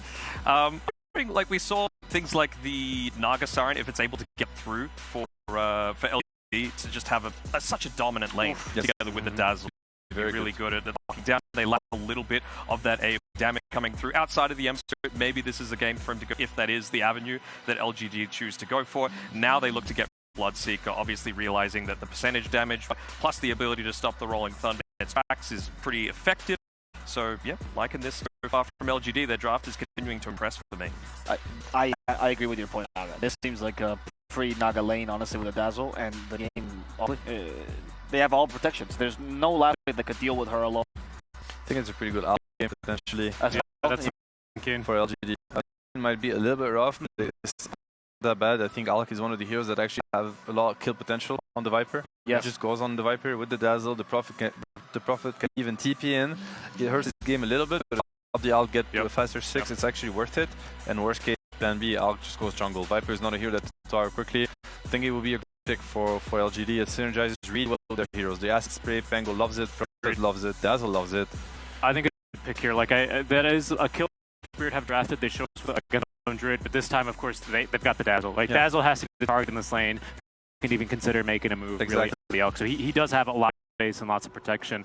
That'd be really brutal, especially because LGD have always brought this really game timing. This tournament specifically versus Spirit that they just have not been able to withstand. One of the better heroes at using Great Grave and Alchemist with the regen. You know, he gets back in the fight. Oh, especially now with the heal amp on the Grave, right? Yes. Now it's actually kind of ridiculous. Yeah, it's an amazing combo, sure. I'm just what style of position 1 they actually want to go. Obviously, we've mentioned of these heroes, the Naga and the Alchemist, as options, but I kind of feel like Faithbjorn is maybe wanting to play a little bit greedier with his style. Like, I want to be able to start a lot of these team fights because the Nature's Prophet's going to that +1. I don't think you can be a hero that like leads to a team fight, right? It really needs to be on the back of the time once he gets that Blink Dagger plus the Pango. Yeah, I see that, but I think that Prophet, they kind of complement each other because when Alk is weak, Prophet is strong. He's level 6. You know, he's probably one of the strongest heroes on the map right now. You know, level 4, level 6. And then when Prophet wants a little bit of quiet time, hopefully he time for Alk to get the Radiance, get the Blink, or get the. It can come really early. You know, if you dominate the early game, minute 15, you can have the Radiance BKB or 20 maximum, and then with more quiet time to kind of shove the lanes. I think they can complement each other pretty well. The Naga terms that Ember can become good against Naga, and they get another pick against. So it's a little bit riskier in my opinion. I think it works wonders with their lineup, but maybe a tiny bit. There's the Alchemist. Yeah, I think it's the perfect pick. I'm pretty sure about it completely. I got to be honest, guys. I'm a little bit terrified. LGD have beaten Team Spirit 3 times now in this tournament underneath 35 minutes. The first games, it was 28 and 29-minute wins respectively. They are comfortable playing tempo versus Spirit. Spirit have been really unable to delay it too much here, even if they pick a hero. I'm a little concerned, honestly. I don't know. How do you fix this? To me, this is as bad as the Night Stalker last pick before. I think it's really bad for Spirit, so I'm trying to think how can they fix it. Sure, there must be something. I don't want a one-sided game. I'm not saying it's gonna be. Draft is something and execution is something else. They have great heroes, you know, because I say that, but the Marcy Viper, they go for the Sven. That is a hero we've not seen as much. Interesting choice. Lane against MP has a way to deal with Treants, burst damage for the Alk. He covers a couple of things. Right? He kills the Alk. If he has a good game, Alk dies to Sven at any stage of game. Warcraft is also fantastic against all this -R. Very true. Yeah, especially with the shard, becomes undispellable with your team. It will help. It will help the Viper also survive the fights, which is also very important to dish damage. That was a rare big smile on Arme's face as well, though. Not convinced. He was very, very confident. Being a potent Sven player himself, maybe not a good sign. But yeah, we want an even game, and we're gonna get an even game, I'm pretty sure. Yep, no, yeah, Seth says it. You know, that's how it works, guys. You guys, with the Sven, you guys think it's enough? What does Sven need actually to get online if you're Team Spirit? That's the question. He needs the team to be able to enable him when he doesn't have God strength, because it still feels like you're really useless. Early on, you need to use it to farm. You need to use it for accelerating at the same extent as this Alchemist will be. Yeah, I really feel like you do have somewhat of the lineup to be able to do that. Of course, Viper, Amber Spirit, they're real early game oriented heroes. So if they're able to do that, you've got a chance. But I think this Alchemist is going to be a little bit again. They have drafted a hard to kill lineup in LGD.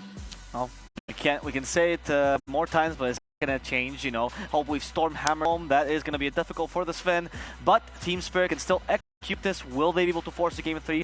We'll find out with B-Cop and Black.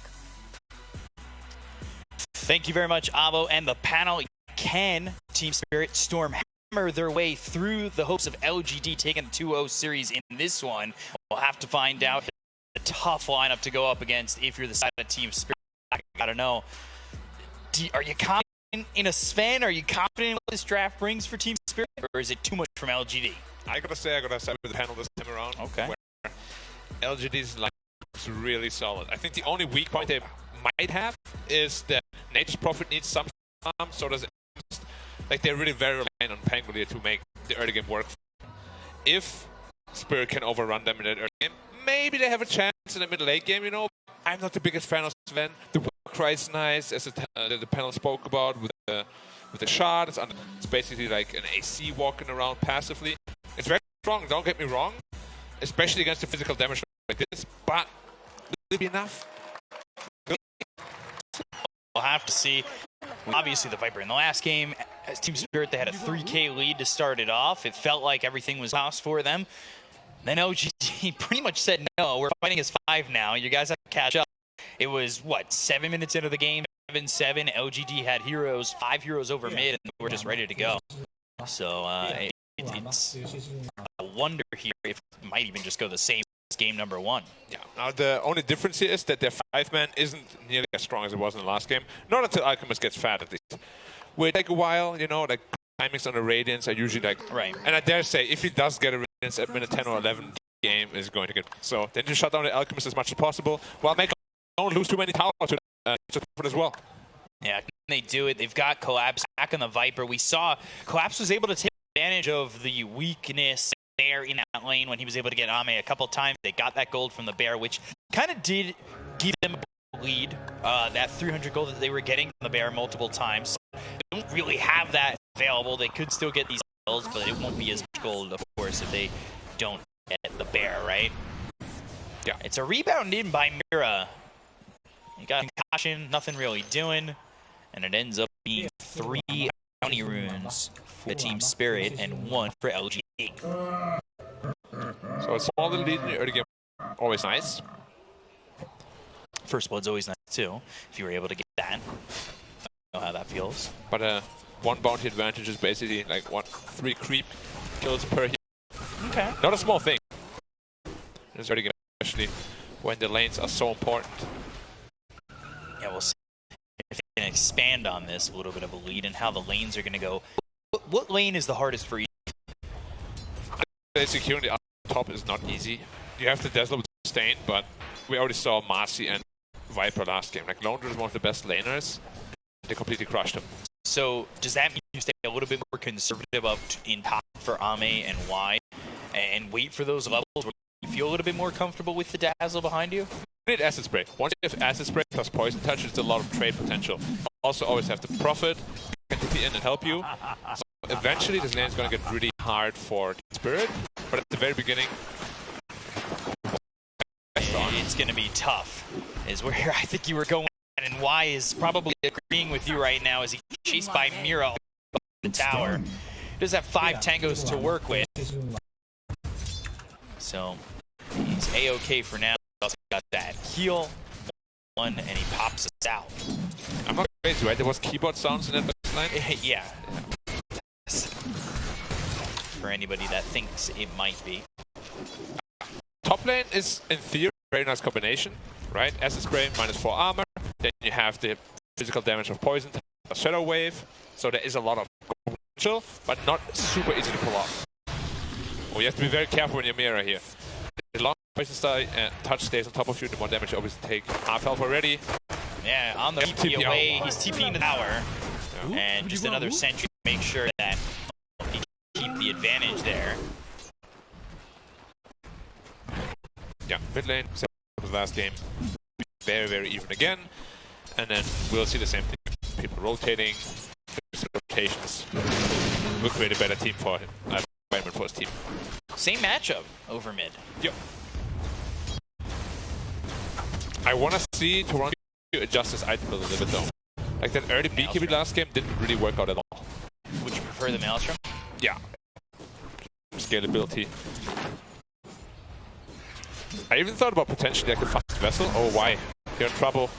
He's dead. This quick damage certainly hurts, and they're going to ping right away the ward, but it's not going to matter. It's first blood collapse. So back-to-back games here for Team Spirit, and claim that first blood. Yeah. And the lane's looking solid at the moment. The only one who's really struggling is kind of the Ember. Stable chain of Ame. He's got to run. They've got the heal, but they don't have health. It'll be which Y gets the kill. That's the worst thing in the world for him to get. Do not be dying, like you said. If LGD are able to get that open space for the Alchemist, get to that 11-minute radiance, they're going to feel like they're in a good spot. But every kill on Ame is one that slows him down pretty immensely. Now look, they're expected to lose their top lane. It's all about surviving, getting the levels up on Alchemist so you can start jungling comfortably. And you are probably expecting a death with this Alchemist. This lane is incredibly difficult. Seen this story before, right? Viper gets ahead, he's top of the net, and then all of a sudden, if you don't snowball continually, it slows down and shuts off. Yeah, I mean, we've even seen last game, right? He was like 1,000 net with everyone. Yep. Couldn't really translate into anything else. Be a bit careful. Avalanche out. Mapushka dead. Zero, Mapushka, he's gone to Xingqiu. Just like that. On with the tiny of Xingqiu, are able to secure that kill and he ended up at 2. Again, we're following the same storyline. Spirit gets a couple kills, they go back the other way. D shield crash trying to survive. The slight of fit there. So mid lane should not happen. Nice Toronto Tokyo. Still the Ame again. back and forth. Shallow grave, but I don't think that's really going to make it any less deep. Step and be 6 foot there. Yeah, this lane is really incredibly strong. You got 2 poison stacks, get thrown back, you're dead. You can do Faith Bjorn, once he's 6, he will be able to make a massive difference top though. He can TP, Wrath of Nature, lots of damage can come out. Same enough with this already. Once he's 6, he can easily rotate top. Viper is a very good hero. Easy to hit the thunder on. Spirit again. Top lane. Oh! Mira just gets blown away. Tick damage. Oh, he's a fair fire. You can see the potential, right? Beeps. 400 damage right there. Straight in his face. 1-2 so far. Obviously, Y getting a little bit of a boost in that experience thanks to the kill that he got on Mira earlier after Ame. Yeah, but Ame is feeling pretty uncomfortable up here. So his timings will be down quite significantly. Last time LGD played Alchemist, something similar happened. Yeah. Right, Ame couldn't really find control of the game. He even went for like a medallion before Radiance. It's not his most comfortable hero. Yeah. We'll really see how this game goes for him. Especially if they keep with him in his jungle as well. He's got the 2-1. He's got the Greevil's Greed. He's trying to farm back. Boots, Bracer, so far for him. Radiant's middle tower. Not really peaking at the top of the net worth the way collapses once again. Back-to-back games on this Viper. Again. Mira on the run, trying to chase down Y. And down into the tower, but doesn't grab the dispose on the Dazzle, so Y's A-okay. Slight miscommunication. Viper went back. Mira wanted to go in. Stormhammer, dual breath. Goodbye, But they've got 3 here with the help of Nothing to Say. They'll take out the LGD, showing off that group-up mentality to get more. Thing that Nothing to Say did in the last game, except he went top. Yeah. Came over, got a couple of kills, and his game started. And for Ame now, it's all jungling. Level 3 spray makes it really easy do so. And he's going to be level 6 momentarily. So, a little bit of a skirmish in the middle, but... They want it. They got the avalanche. He's stuck here. Spot, toss into another hit, bounce into the air, and nothing to say with the help. Tiny is able to get a kill on the Toronto Tokyo. A little bit of revenge for this Pangolier. I've seen it so many times where people are like, yeah, I have a little bit of a lead on you. Here's a TP available. Yeah, Shallow Grave too, as long as now maybe TP, but it's probably too late. Shallow Grave will wear off. He's got the heal, it won't matter. Collapse now dominating as well. This Viper has 4 of the 5 kills out of Team Spirit. That gives a lot of space to Alchemist though. He's happily farming away in the jungle. Poshka's come top to try and secure. And bot tower is being pressured by the Prophet. So all around, Spirit is the right thing, but the draft is in the favor of LGD. Can they outplay enough to make up for that? Invading the jungle is nice. But again, Alchemist, after the bot tower is down, he will just migrate there. Area his own. You give armor 4 or 5 minutes, he's gonna have his Radiance. So is the onus on Team Spirit to make moves and aggress on the Ame whenever they see him? Yeah, but it's not easy, right? With the Prophet, the global presence, you have to Pango team fights as well. It's a difficult task. Right now, nothing to say. He's going into the Diffusal Blade. He's not terribly far away from it. Yeah. He's been feeling okay. He's in third for his cores. Searing Chains, the Dual Breath. They've got the heal. They do have Shallow Grave. Not needed at the moment. They're over with the Rolling Thunder and make something happen on the side of LGD by getting on Amira. And it's just one so far. It doesn't look like Spirit's going to get anything back from troubles. They brought a lot of heroes here. But LGD still come out ahead. And again, it's opening up more and more space for Ame, who, like you said, he's bot. Kind of looks like last game, right? Where LGD is just fighting as 4 or 5 the entire time. And Pross is trying to make space. But yeah, the 3 cores of LGD are very well farmed. 1k lead ahead. It's not massively considering you have an Alchemist, but still, the Pross and Pango are also very farmed. So the net worth is going to be deceiving with the more and more space that LGD gets. It will be a lot on the Alchemist. Oh, that's that match. The question becomes, is it on the Alchemist? And right now, that's really not the truth, right? In Alchemist games where the other 2 cores get nothing, but the way with Faith Beyond plays this Nature's Prophet, it's certainly possible that this team gets more around the map. That being said, nothing to say. He's in trouble. He is going to survive with the Shallow Grave for now.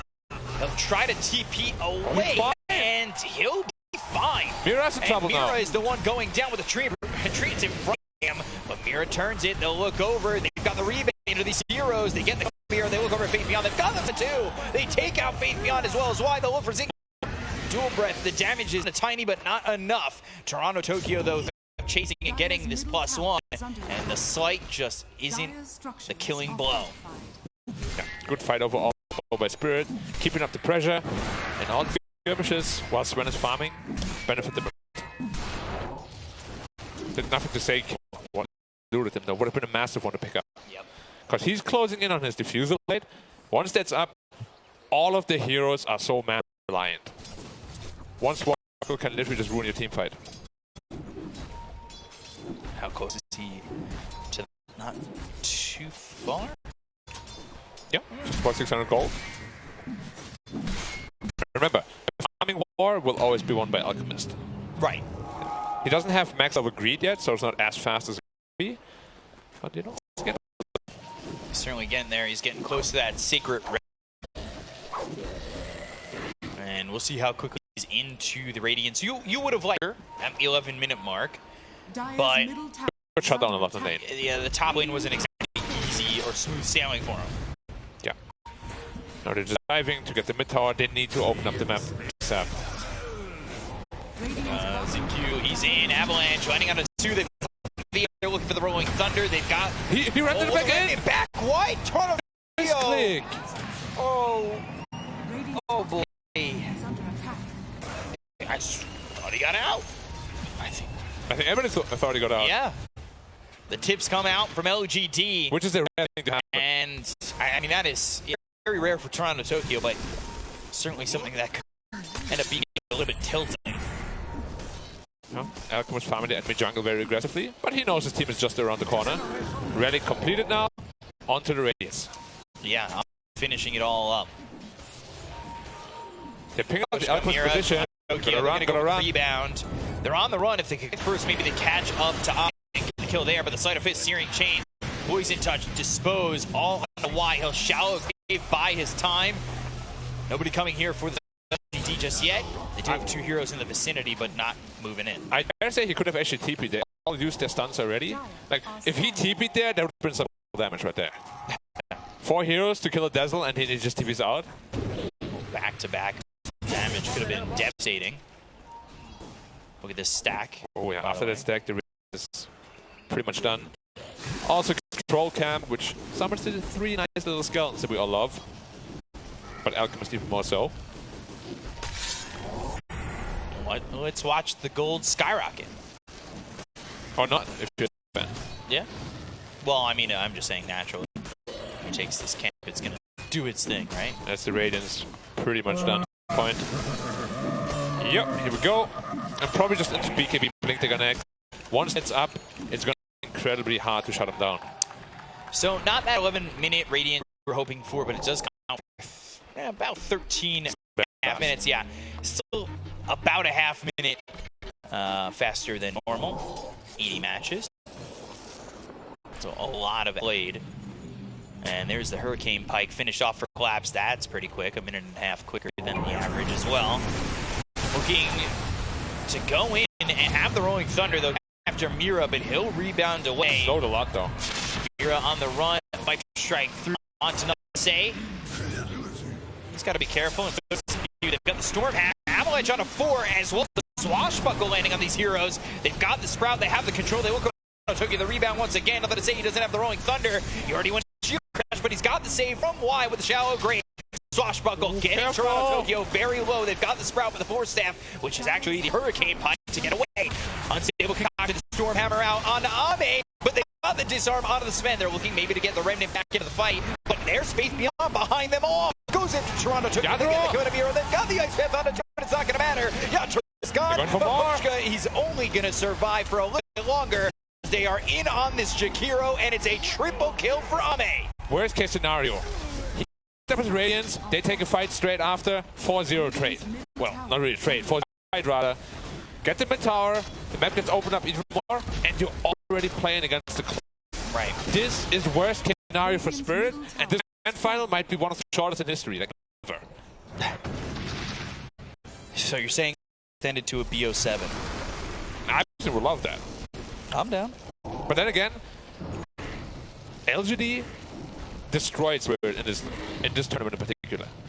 Like, LGD wins this, it's 4-0. Yeah. And 4-0, in which all of the games so far at least have been very one-sided. Ame, 11 net worth. So this is the Alchemist factor, right? Suddenly, BKB. We spoke about like rating finish in 30-40. 2 minutes later, it's BKB. Yeah. It really can be record numbers if given the right opportunity. Might catch him down here, though. 8,000 net worth. They're going to try. He's getting greedy. He does have Dazzle, though, over the side. So with air, he should be fine. But now Y's the one spotted. So he'll probably just try to cave him and run. But it does allow Ame to get out. Yeah, which is really the important part. Alchemist is fine. He now has his BKB. With that BKB, he is pretty much killable. They don't have any sort of instant stun, and he's way better than... Look at that. You see the average? What was the average? Is he way above the average? The line, and he was well above it at the moment. Yeah, I'm not surprised. Like, his early game wasn't perfect, but despite that, he still found some on the map. Nice text also from his team. 3 minutes faster on the BKB than average as well. That is... he's a big boy. Oh, yeah. The thing here to note, too, and, you know, it's another game with Toronto Tokyo struggling in terms of net worth. Yeah, yeah. What item was he going for this time? He has the Maelstrom, so not all over, but... Yeah. The windows are closing. There's also BKB on Prophet already. I don't actually know how Spirit fights anymore. Radiant's tower is under attack. He'll go to the Shard, he'll up his pushing prowess, and, well, right now, LG they're over in top lane. Secure themselves the tier 1. Yeah. And even if you ever get the Alchemist to near death, he's gonna get like an 80% heal amp from the Dazzle, and he's gonna heal like 200 per second. Which is also kind of ridiculous. The draft of LGD and this playoffs have been insane. They lost one game to Nigma where the draft was a bit rough. The other 6 games so near perfect draft. Easy Roche as well. You cannot fight into LGD in this moment. All you can do is split push, which is the worst case scenario against the Alchemist, because he can outscale you so much faster than you can. And now there's going to be an Aegis. Yeah. Like, Yaturo's doing his job. He's going into the enemy triangle, trying to farm everywhere he can. Of course, every time there's a Roche, there's a double damage to take. Now. And they bottled it on. I'm going to say they'll pick up the Aegis on Ame, and he is continuing to roll here. 8,000 net worth for the side of LGD. Yeah. So it's the correct thing to do, of course, but in this entire series, he has mostly been farming the enemy ancients until, because that's the safest space on the map, which is not good news for you. No, not at all. Not at all. And, well, I'm doing the same thing. He's over in their triangle. Yeah, he's going to be pulling the next one as I can well. do better, apparently, is the way that these teams are playing. Smoke. Obviously, they don't need Faith Beyond. TP into the fight a little bit later. Bushka's been very greedy. He's been sitting here for a long time. He is so dead. Yeah. They're just waiting for the Alchemist to really start putting up the tower pressure. Oh, Yatoro, yeah, so shouldn't be able to kill him too easily. Did you see nothing to say and wanted to go for that? Perhaps. He's pretty tanky himself. He also has Sync backup. Who doesn't have a dagger yet? He's 100 gold. Once that's up, there's even more initiation potential. Ame up top. Ooh. Indeed. Probably wouldn't have been enough for the kill, but a scare bomb. So he's got the Hyperstone for the AC. Yeah. And Faith Beyond. Okay. And Zinq. Was it just a test peek or TP2? To TP out. I was looking at that. Sounds like a test maybe then. Yeah, Alchemist pretty much into his Assault Cuirass already. 200 gold away from it. Stop him if you can't go into the enemy jungle. You said you lose the farming game. Yeah. If you're Team Spirit. Obviously, you're going to be down in net worth. But point where you start to break the walls down here. They would have massive timings on LGD, right? But if Spirit can deflect them 2 or 3 times, they not half bad themselves. Alchemist will get outscaled. It's just, how often can they deflect them? Because right now, LGD's timing is almost impossible to say. Right. This AC on the Alchemist plus Acid Spray is just a casual -12 on wherever he's fighting. He's pushing into mid-tier 2. And that is 4.5 minutes faster than the patch average on Alchemist, the AC. Yep.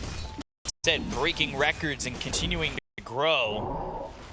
And it almost feels like at times LGD's just kind of ignoring Team Spirit because they know that they're scaling better. Yeah, they have nothing to worry about until Alchemist hits his timing. Once that's up, that's when they might lose some fight. He split in averages between Ame and Yatoro. You can see the solid lines being this game, the checkered lines being the average for the patch, and that is such a split for Ame. You know, Yatoro, he's ahead of the average. He's not having a horrible game. When you get compared to the Alchemist, it's not going to look good, and maybe I might have jinxed him. He goes into the BKB. He's on the run. He'll throw the Stormhammer, go to the God, trying to fight back, going after Faith, doing the damage, and he'll get a kill out on the Nature's He can't be up though. But now they've got why they have to the supports will finish off the carry of Team Spirit. And it ends up being a trade that, yeah, you get a kill out of it, but it's probably not to value. He did the best that he could out of the situation, right? But you definitely don't want to be losing your spend like that. He is isolating into pure damage, I think is the right call, because his Alchemist is getting tanky. Right. But who in that game is going to address the Dazzle? That's a real question. How do they jump the Dazzle? Exactly. If you can address him, He's gonna get the Grave off, and we spoke about the heal amplification. Heal like 1,000 health in the Grave. He'll probably finish off this 4-staff, maybe pick himself up that shot. Devastating from the Dazzle. Yeah, he also has Officer Stone. It's gonna be scaling nicely. If you ever get to the Octarine core, by the way, that's almost a perma. If you have like half a second downtime on it. Pretty disgusting. Half a second, very balanced and great. Available to break through, of course. So just get there. He's got the basher. They thought he wanted the blink. By Mira. Mira, he is in trouble, and he is gone to the team. RC may be strong in the anime, but at this moment right now in this game, not looking too strong, not looking fair. He just runs out in 10 seconds. Maybe they can off card, but the Tiny's already there. Avalanche toss on the way back. They lose the KB here. Got the single concussion, charging up. Lose the Aegis, but now he's already in. He's trying to make something happen, but they've got the bashes coming through on the spin. He's in so much trouble, but there's the Stormhammer as well as the Ice Path. They get the kill to collapse. They'll look for the Rolling Thunder. They're trying to go the other way. They've got Maposhka locked up as well. Avalanche coming out from Ziggy. Remnant back the Sprouts on 2, but they get out of it. Nothing to say is still committing with the Rolling Thunder. He's into the base, but now trying to be disposed while Maposhka drops. There's nothing to follow up the damage, though. They're locked down from Team Spirit. They're going high ground again. They don't really have the greatest defense. All they have is a Sleight of Fist every 6 seconds. But the buildings are going to fall so fast. They go in, they jump, they've got the Avalanche again, and Mira looking like he'll fall once more. Dead for 35 seconds. LGD are ending Spirit to their will. Yeah. It's all LGD in this series thus far, and they are looking for a quick finish. Again, he just wants to get these kills. The BKB's out, they've got the site, but he's looking to Remnant back. He's not looking to charge in, he's looking to retreat out. Drop down as well as the Ice.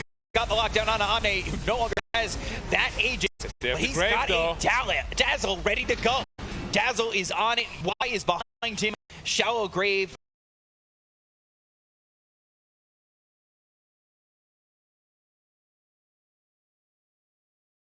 Always when he needs it.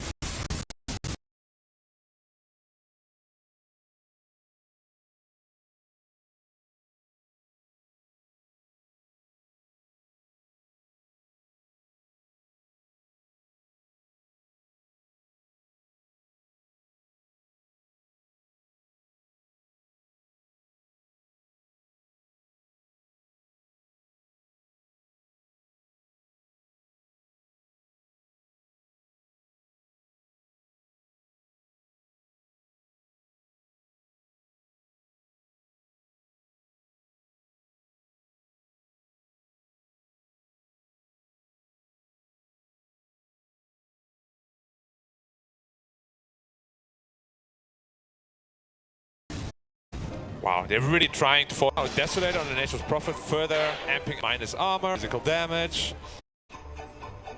This draft, everything always comes together so nicely. Let's pick up anything. Still better finish. There's Blink already. Not that time to smoke, and doesn't want to be anywhere near that. No, not at all, but Faith he's TPing forward. He is really reaching, looking for something. I think Q is placing down the vision. They've got the Sentry scene. Avalanche as well. Toss is going to be on the spin. Yatoro on the run. BKB, they have to dispose. They go to the God Strength. DQ in trouble with the Shallow Graves. Yatoro, he's got to make the commitment. He's got to figure out whether or not he wants to go or leave. ZQ burning down, getting off by Maposhka. They're going to buy back. Look over at Ame. Ame standing his ground, going for the tier 3. They've got the Treants in. Mira with the dispose. They've stunned him. They'll unleash. They've got the Shallow Grave once again, and Ame rips through Mira. Ame on the run with the unstable concoction charging, but he's got that BKB, so he is A-OK. Yeah, but at least they got a tiny buyback, which is always a good trade. But yeah, they've weathered the storm for now. The next Roshan is just around the corner, though. Can they stop him from taking it? Probably not, because they have like minus 18 armor. Be a way back in if Spirit could. They just have no BKBs or no God Strength. We all know what Sven is without God Strength. Not much. Really tough. Are they looking to go for Sven again, perhaps? Playing it safe for now. Alright. Yeah. Yatoro, he's starting to do damage. Like, for the game, there's no Alchemist. He looks like he's doing a lot, right? Yeah. But the Shallow Grave is there. The damage, where can he commit, right? Look at Roche go down. That's so much damage. No double damage. Oh yeah, they have to shot 2, of course, even more minus armor. They're wrapping all the way in. Too late. It's not going to be in time. So there's an Aegis on Ame again. And now Spirit need to think, are we going to commit for this one? They've got the BKB already popped on laps. Do they come behind? They need to think about their commitment. They've got Faith Beyond. Atro, he's not sure what he wants to do. Beyond is just going to TP out from the pit. They'll look over. It's nothing. He's going to pop the BKB. They'll go after the Viper. They'll get the kill laps. And it's hesitancy coming in from Team Spirit, unsure what they wanted to do once that Aegis was picked up. Yeah, an incredibly tough position. It's basically elimination game. And they're so far behind. What's the solution? Pretty fine. It's just armor hit it out at the ends. You have to initiate an armor, but he has an Aegis. It's a Dazzle. He around behind, which they're trying to do right now with the smoke. If they can kill the there's hope. But look, he's very well set to the left. Mirror just takes so much damage. They've got the backs out of Toronto, Tokyo. They see this way to follow it up. They get the kill onto the Ember. They bump back on 2 of these heroes from behind. Is Yatoro. They bump back on 3. The Shadow Grave is going to fly this time. The damage is going to be enough as they've got the stitches. Yatoro can't survive. Spirit's dreams are melting as LGD growing. They'll go for Mira once again. They get the kill on Poshka. He's got on this Jakiro, but they're on the left legs. They're really trying to make something happen as they get the kill on nothing to say. They'll take it to the Pangolier, also cliff up their base. 3 seconds on the unstable concoction, looking for somebody to throw it onto, but it will stun himself. Yatoro sprouted up. He's not able to engage. Xinkyu going in with the avalanche after the blink. He's trying to get his hands onto the Sven as well as toss him up. They've got the Sleight of Fist as well as the Searing Keeps coming out from Toronto, Tokyo. But this base is going down. Etc. holding them from mega creeps, and LGD, they really don't to fully commit. They are so far ahead that they can do whatever they please in this game. They can wait for the Alk ult. They don't have to. They have a Dispel Berserker Potion. They're just going. Armistice is BKB as well. Nothing to be worried about at all. Yeah, Ice Path damage out on the Ame, but again, he's at that Aegis. He won't even need to use it at the moment they go to the Shadow Grave. Ice Path is there, toss up into the air, and they will catch themselves. The Remnant over to the side. Toronto, Tokyo trying to kill ZQ. He's moving over, but in hexed up. He's on the run. Remnant away. ZQ taking some damage, but the Rolling Thunder comes out onto the. They'll toss him up into the air. They get Toronto, Tokyo for 90 seconds, and it's really just last ditch effort for Team Spirit. They'll move forward once again. They've got the avalanche. Collapse is going to be disarmed, and all they can do is watch. LGD is taking base. They've got the. Ame goes in on the collapse. The Hurricane Pike is going to get him away and let him survive for a moment. But they've got Yatoro in their hands, their grasp, and LGD grasping the trophy as they will take Series 2-0 over Team Spirit, become your champions. Might be the fastest grand final we've ever had, to be honest. 50 minutes? 45? It was so fast from LGD. I mean, Series didn't feel like it lasted an hour. This game only 30 minutes. The last one, just 34. About. It's an hour victory in the grand finals for LGD, and they kind of get a little bit of revenge here over Team Spirit. Twice even. They beat them 4-0 in this tournament.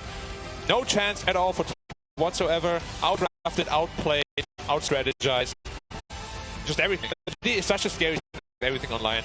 Yeah, and it's crazy to feel that he can be so calm here as it's big prize money. It's the 8th biggest prize pool in Dota history. So much money to take away, so much experience finally playing on an international for LGD. There were doubters at times on LGD's streak here as they only went 4-3, but they lift the trophy. Your champions, PSG LGD.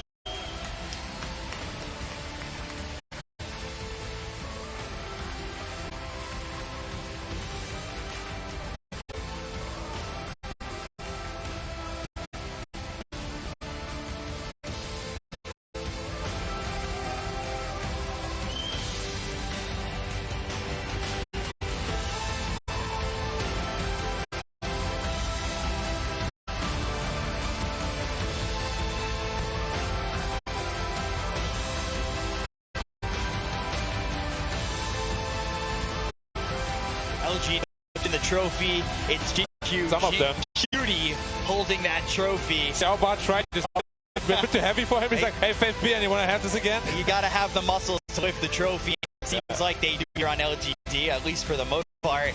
FFB on again. Lifting it up, showing off the gains, showing off the muscle. Like a heavy trophy. He's even. It looks really heavy. Yeah, he's really struggling a little bit.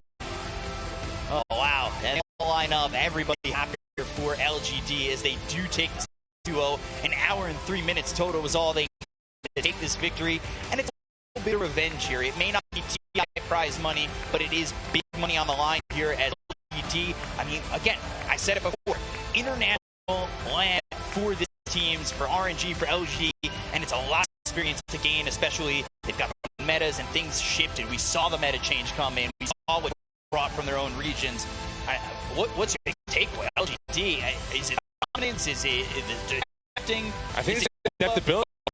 The course of the tournament, they got destroyed by Team Spirit, just died a little bit. Then they had one really bad Team Nigma. Once they lost that game, they again changed, just keep evolving. And this probably considered the favorites for the major as well, which is just around the corner. Hey, who would think every team that had to go through tiebreaks to the major would be the favorite? Not this guy, that's for sure. Not this guy, that's for sure. Everybody thought they were the favorite coming into this one, as they had performed pretty mediocre, some would say, somewhat to plan. But yeah, LGD, they do a great job at this event. Show full strength. I think they showed a lot of what they have to offer going into the major. It certainly looked like all the cogs were turning to this team, and that's not to take away from her, right? Yeah. They played really well. They got to this point. They beat Secret, who looked a team that was going to be unbeatable. They're the only team that beat Secret here, I believe. Yeah, they beat Secret in the eliminate them. They got that one game in the group stage. It was Secret who felt very much like the favorite after group stage, that's for sure. And it that shows resiliency. It shows that yes, they can still be the top team at moments when it. I mean, at the very beginning, their group stage looked a bit iffy. They also obviously evolved. The tournament, they got better and better and better. Beat Secret ultimately. A lot of people didn't think they would. Yeah. And yeah, I mean, this was just tough. LGD just showed up in the best form ever. The BO3 also, so you can't really allow yourself too many mistakes, you know. And it's a lot of pressure on you, honestly. You lose that first game, they have you drafted again. You're like, oh my god, what can we really do? LGD is not a team to really drop the ball. They really, I said in the game, they made it to their will, and LGD both drafted what they wanted to do, and they executed it really well. And you even talked about the fact that Alchemist, and you said the mindset's there. He's gonna die. He's up against Marcy and Viper, and they made sure that okay, he's gonna die a couple times, but we opened the map for him, and that did. They had Ame farm as he just continued to get more wealth and eventually take that game and get the series and LGD champions. It really was just such a work of art, and we're gonna see what they have to say from LGD as we get into the interview. Now staged by the champions PSG LGD. Congratulations on the victory.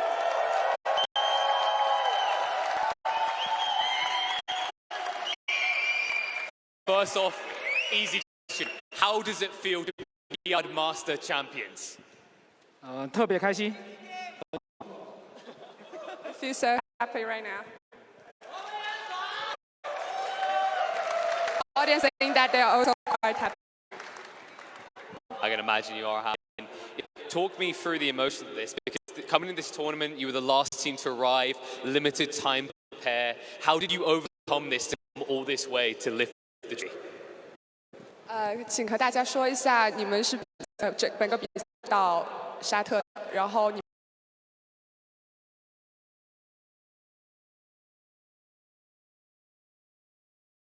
们是拥有最少的时间去训练、去调整、去。可能更多的是在一起确认了明确的目标，然后困难，然后也一起第一时间的想办法如何更好的调节彼此的心态，然后再解决每一个课题吧。 2 points. The most important point is like we still go as a team. We have a common target, and we try our best to reach it. And the second point is that, of course, there are plans. If there are some challenges happening, we just assess ourselves and we just cope, and we did it. And you definitely did do an amazing job here. Round of applause again for that. I want to talk to you about the length of this legacy. You guys have been together 2 years. You must feel like a family.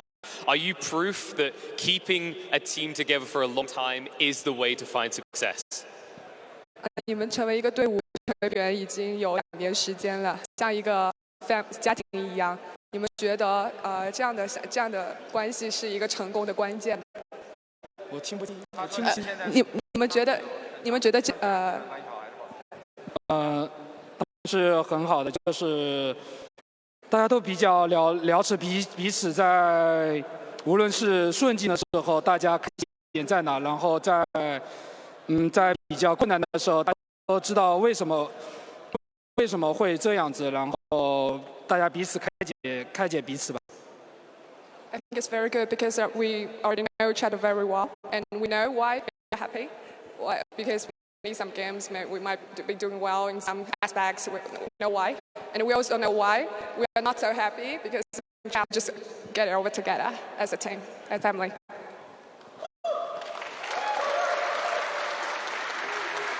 I love it. I love to hear that you're like a fan. And you know, this is an incredible event, right? We're talking about $1.5 million. That is 8 DC majors. How does it compare to winning a Dota Pro Circuit major? 我们都知道这个比赛的奖金是150万美金，相当于8个 major 的冠军奖金。想请问一下，你们是怎么看待这一点的？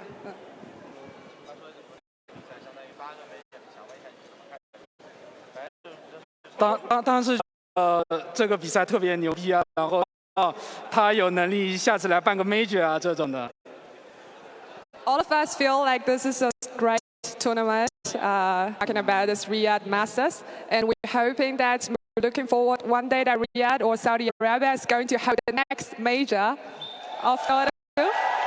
Yes, event, here we right? go. We're talking International, perhaps TI. Let's see. Oh, I love that answer. That answer was amazing. Oh, I love that answer. That answer was amazing. We finally got to see Chinese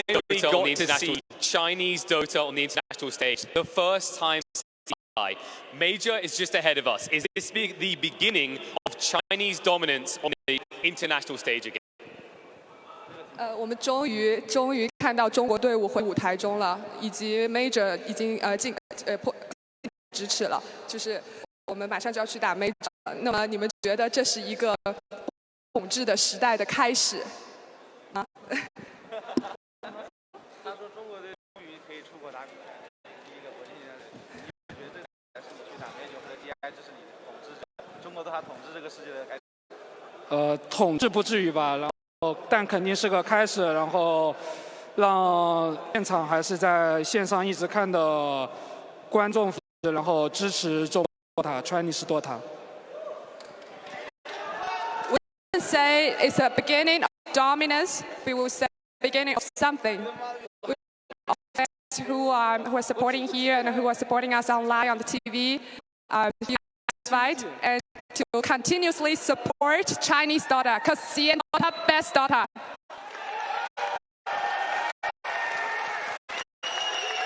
I think I can say anything to top that. What an amazing performance out of LGD. Thank you for this interview. Thank you for the amazing Dota you put on, and congratulations on becoming the Riyadh Master Champions.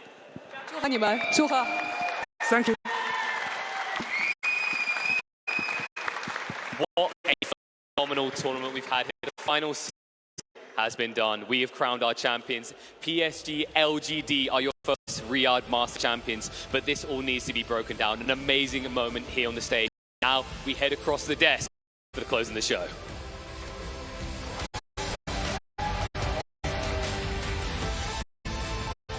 Thank you. We're here for the last panel of the day, or the last panel of the tournament altogether, because PSG takes that trophy 2-0, the only 2-0 series of the whole playoffs is going to the grand finals. That's just Dota for you. Let's talk about the last game. I mean, I think we said a lot in the draft, but can you see how the things that LGD did on top of that draft? Let's start with you, Seb. I mean, a lot of things. I think they had the confidence to go for the alt pick, which was the perfect pick for the game, besides maybe scary lane, which it ended up being a little bit. Their composure really well. Honestly, I feel like, I mean, now they tournament, so it sounds stupid to say. I think they're by large the best team in this tournament, in the shape they are, in terms of execution, but mostly in terms of game understanding and strategizing. I think it was quite impressive. We can see that to you by Aramco. I mean, the big thing for me was synergy. That's the word that I want to go with for this tournament, because we were talking about in the Green Room, Seb, we were like, why don't more teams just pick stuff that makes sense together? You know, we saw this all the minor sum. You had the dazzle with the bad juju. You had the acid spray, lucky shot, went into a desolator on the Fury. And like it's so hard to be able to get through all of that. You might have a rougher start to the game. Again, it would get to that stage where you just couldn't kill anyone. You had overwhelming damage to be able to deal with you. Yeah, and I think that's one of the aspects of Dota that you need to take into account in order to really break the game. Yeah, and I think one aspect as well, really so gameplay related, is kind of the mentality and the fortitude that can bring. I think LGD, you know, straight away, game number one, we're like, Spirit, we already beat you with Lone Druid. We'll do it again, right? And they smack them with Lone Druid. Right back to that Spirit go, try and advantage in game two, and LG just have more and more that's ready. This time, Seb, they brought the papers. They did, and I mean, this is gonna be another year of LGD road to the international. You know, the kind of rise up is starting. It is scary, you know, for whoever, you know, wish to kind of attend or get a shot at winning this year. Once again, they're here. Once again, they're dominating. It is really. And just like you said before, Seb, about breaking the game, this isn't something that LGD have done for the first time. They did this at TI. They did this with their style of like the tiny Lycan, buff stuff up with the Ogre Magi, so it's just much more powerful than it seems on face value. It's the exact same here. They just make it work. And it's nothing that's completely new to Dota either. You know, the mass armor reduction, damage reduction as well. And yeah, you can see all the players, except for Faith Beyond, the absolute is just struggling with the sheer weight of that trophy. Yeah, no, Faith Beyond used to carrying him, so of course he can carry the trophy as well. But I think something that's very beautiful LGD shows is that this whole pattern with a lack of change. There's been a lot of talks about how lanes are and how you win lanes, it's easy to win the game. Games are over so quickly, and it just takes a team to see it differently to change that perspective, as we see here in this STC. We've done that in the past, Wings, OG, at TI5 as well. That's I think the beauty in Dota, right? Seeing how maybe all our concerns about it are just wrong sometimes, and it takes one team to tell you that. Yeah, one team to change the metagame completely, change the way all the teams are gonna look at the game, approach, you know, drafting, strategizing, and that's the beauty of the game. This is also why these tournaments are a very important thing to the general, to the state of competitive, because these tournaments, yeah, they change everything. You know, having different clash with each others, and you know, if you look at Team Spirit, they're also going to be super happy with their form. They had a very disappointing obviously, and now this is they kind of they get finals in a really convincing fashion. And obviously, you know, TI is not yet, but we're definitely getting closer and closer to that, and I'm sure that this is gonna give them a big boost of confidence. It's gonna also send a message to all the other teams out there. Finals, it was meant to be. You know, it was no coincidence. Happen again. This might be some copium talking here, but I honestly think second might even be best result for Team Spirit, because they're not yet qualified. They're going to be going to the major. They didn't have the greatest performance during the DPC. They made some stuff work, but they got a real reality check there in the grand finals by PSG LGD. So maybe use that as the fuel to go back to the drawing board and say, okay, this worked. We need to change this, because it's a really challenging lineup that they're going to be having to go up against. More teams even that they had to play against here. Regions as well, so you're going to need to adapt to South American, Southeast Asia Dota, more NA Dota, right? Like it's such a valuable learning experience to be able to just be rocked a lot of the time in something that, again, second place, lots of money, lots of prestige, but TI, that's the real granddaddy one. Losing, then by winning, right? So, I mean, I guess LGD has been learning from I suppose so, and I think the only luck they were dealt here was courtesy of Secret in the stage, right? I mean, those were not particularly games. I think maybe a couple of fans, especially those of Team Secret, of Puppy, Chrysalis, and the boys, especially, right, we're kind of hoping for that grand rematch here. It didn't happen, right? Spirit proved to be the better team in that lower bracket finals, but, you know, I want to point out, not as like a shot to LGD, but just to show, you know, they were really only put out of their comfort zone by one team in particular, Secret. So even these teams that look flawless in grand finals, there might be some weaknesses to them yet. Of course, there's always a way to break, you know, any team out there, and that's the beauty of Dota, and that's also why I like watching these tournaments, because we know upsets are always kind of in the next room. Yeah. And something beautiful having LGD, and they have been actually as the team to beat for so many years, right? Particularly this iteration of LGD is the versatility and adaptability, right? When we saw other strategies being broken, like someone seemed like the team favors the team, right? It's a strategy that works well with them, or they figure something out earlier than the rest. But LGD, you have to figure out 5-6 different strategies, and that is always so nice to see. It's like teams have to work on themselves, because you can't work on beating LGD. No, absolutely. One point I want to raise as well with regards to LGD, Seb, know you're all about peaking at the right time. Obviously, TI is where you want to be. So with them moving on to an upcoming LAN over in Arlington, how do you think they're going to be approaching that tournament? Obviously, this is a big victory for them. But now, do you take it easy? Do you play the same style of Dota? Or do you approach it with like mentality? Or do you still just go all out? Because they're already qualified. I think learning mentality. Honestly, I mean, they're always going to play to win. I think this is like it's in their DNA at this point. I think these guys are to try to win whatever game they get into, which is the right approach it anyways. But as when they're gonna maybe try to expand their playbook and the amount of heroes they can play with, the strategies, the pace in which they will play. I wouldn't be surprised if we see that, and probably maybe chill a little bit more also before TI. I'm sure they came second, third, second. I don't need to, nobody needs to do the math. We know what they're coming for. They're coming for TI 11 win, and they're going to try their best to achieve that. I wouldn't be against a new lockdown in China. Obviously not wishing that to anybody, but it was easier when they could do these events. They come and they win. I mean, it'd be a huge boost as well. And you get these events, maybe it's not quite major, or you get DPC points, but any international event is a huge boost as well to the Chinese community. They're one of the biggest communities in Dota. I think they were the starters of competitive Dota back then. Everyone was scared of Chinese Dota back in the TI1 days, and it's nice to see them on top where some would say they belong. And LGD has been the team to do that for so long. So there's also a franchise history that represents a whole community for spectators. Yeah, certainly, and I mean, it's like inklings of the storylines from last year, right? Animajor, they completely dominate by far. I think no one, they were the best major, going into these international lands, just proving their mettle, and then again building up to be another fantastic TI 11. I love the story of you get the TI finals, a month later you get it again. Yeah, it really says something about the quality of these tournaments and also the reliability of getting the best in the finals. It does mean that great game. It's also the format, tournaments, the whole system. Besides the flaws, you kind of get the best Dota has to offer. It's also nice to see that every single TI, well, most guys actually get someone else that comes in and also usurps that spot, because it shows that Dota, there doesn't seem to be a ceiling. We haven't reached it yet. I don't know when we will, if it ever It's will. unreachable. No 40 hours and still going. It's unreachable. The game is just too hard. Right, it's just too hard. It's so beautiful to us. That's why it's such a good spectator game. Like, we might not be able to perform as well as they do, but we get excited like they do.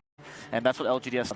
Denog, if you were to have to be as versatile as LGD, could you even comprehend? I'm a bro. No, I can't be exactly. versatile. You look at my versatility score, my pentagram is non-existent. Right, I think that's the case for a lot of Dota players, and it's interesting how we relish in LGD. It's like we live vicariously through victories and so it's always wonderful to see a team like this win. I think good Dota will always win no matter. And Team Spirit, as we talk about how much they've learned this tournament, how do you feel that's going to be their placing in Arlington Major?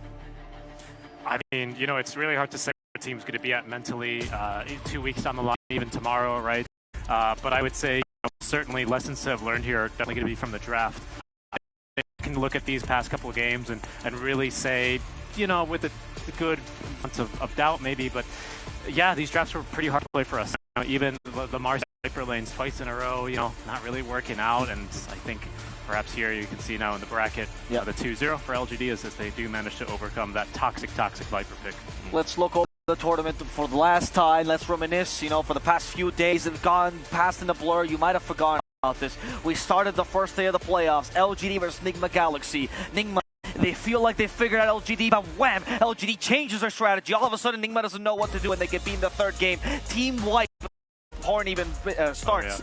Then Team Spirit versus RNG.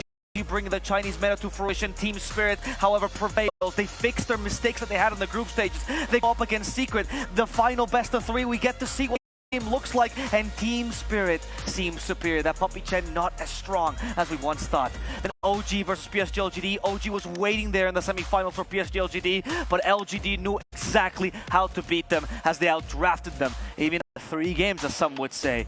In the grand final, we just witnessed PSG LGD prevailed over Team Spirit, showcasing that comfort is nice, but versatility is better. What's next for the director? don't know. That was hype. That was visual. Like, who needs highlights when we have that? You Like, should be an auctioneer, bro. I just relived the entire tournament. I saw the draft. I saw the team fights. That was nice. I enjoyed that. Thank you very much, Sev. Thank you for that. I enjoyed the whole tournament. Let's do a small last recap. Any favorite moments for the tournament? Favorite plays? You know, interviews perhaps, Richie? I think for me in particular, it was seeing how teams adjusted to the stand-in situations. Like, we had a couple of notable ones, 4 teams coming into the tournaments with stand-ins. None of them here in the grand final, so I think that does say something about how a team needs to be comfortable going into a landing in the right headspace. Secret, though, got close, and to me, they were the standout team at this tournament just because of how well that Zayas and Red Bull ended up. I think that, to me, was definitely a highlight. Teno? 2 things. Return of Chinese Dodo, fantastic. Number 2, my boy Ana, just getting another opportunity on LAN. Obviously for the team, didn't work out too well, but how great to see him here playing live Dota once again. I have to agree. You know, seeing some Ana Dota back on the menu, like, I can only love that. Chinese Dota back on the menu. I think Faith Bian Smile, you know, answering the interview in English, having him also the 0 to hero kind of style, you know, had a really rough day, and now, you know, ends up stomping every game he enters. Team spirit, finding their shape back, you know, finally getting to a land that is also kind of nice. What about the show match, Sid? Was that a highlight? Yes, forgot about selfie, it. right? What are you even? What are you even referring to? I completely forgot. It was a great tournament. So many highlights. Okay, well, it's all great things have to come to an end, much like this tournament. So I think we'll be saying, but we do have something special prepared for you as the end of every day. We switch over to the wide angle so we can all say this together. It's going to be the highlights, brought to you as always by Dr. Sulaiman Al Habib. Dr. Sulaiman Al Habib. Thank you. Thank you.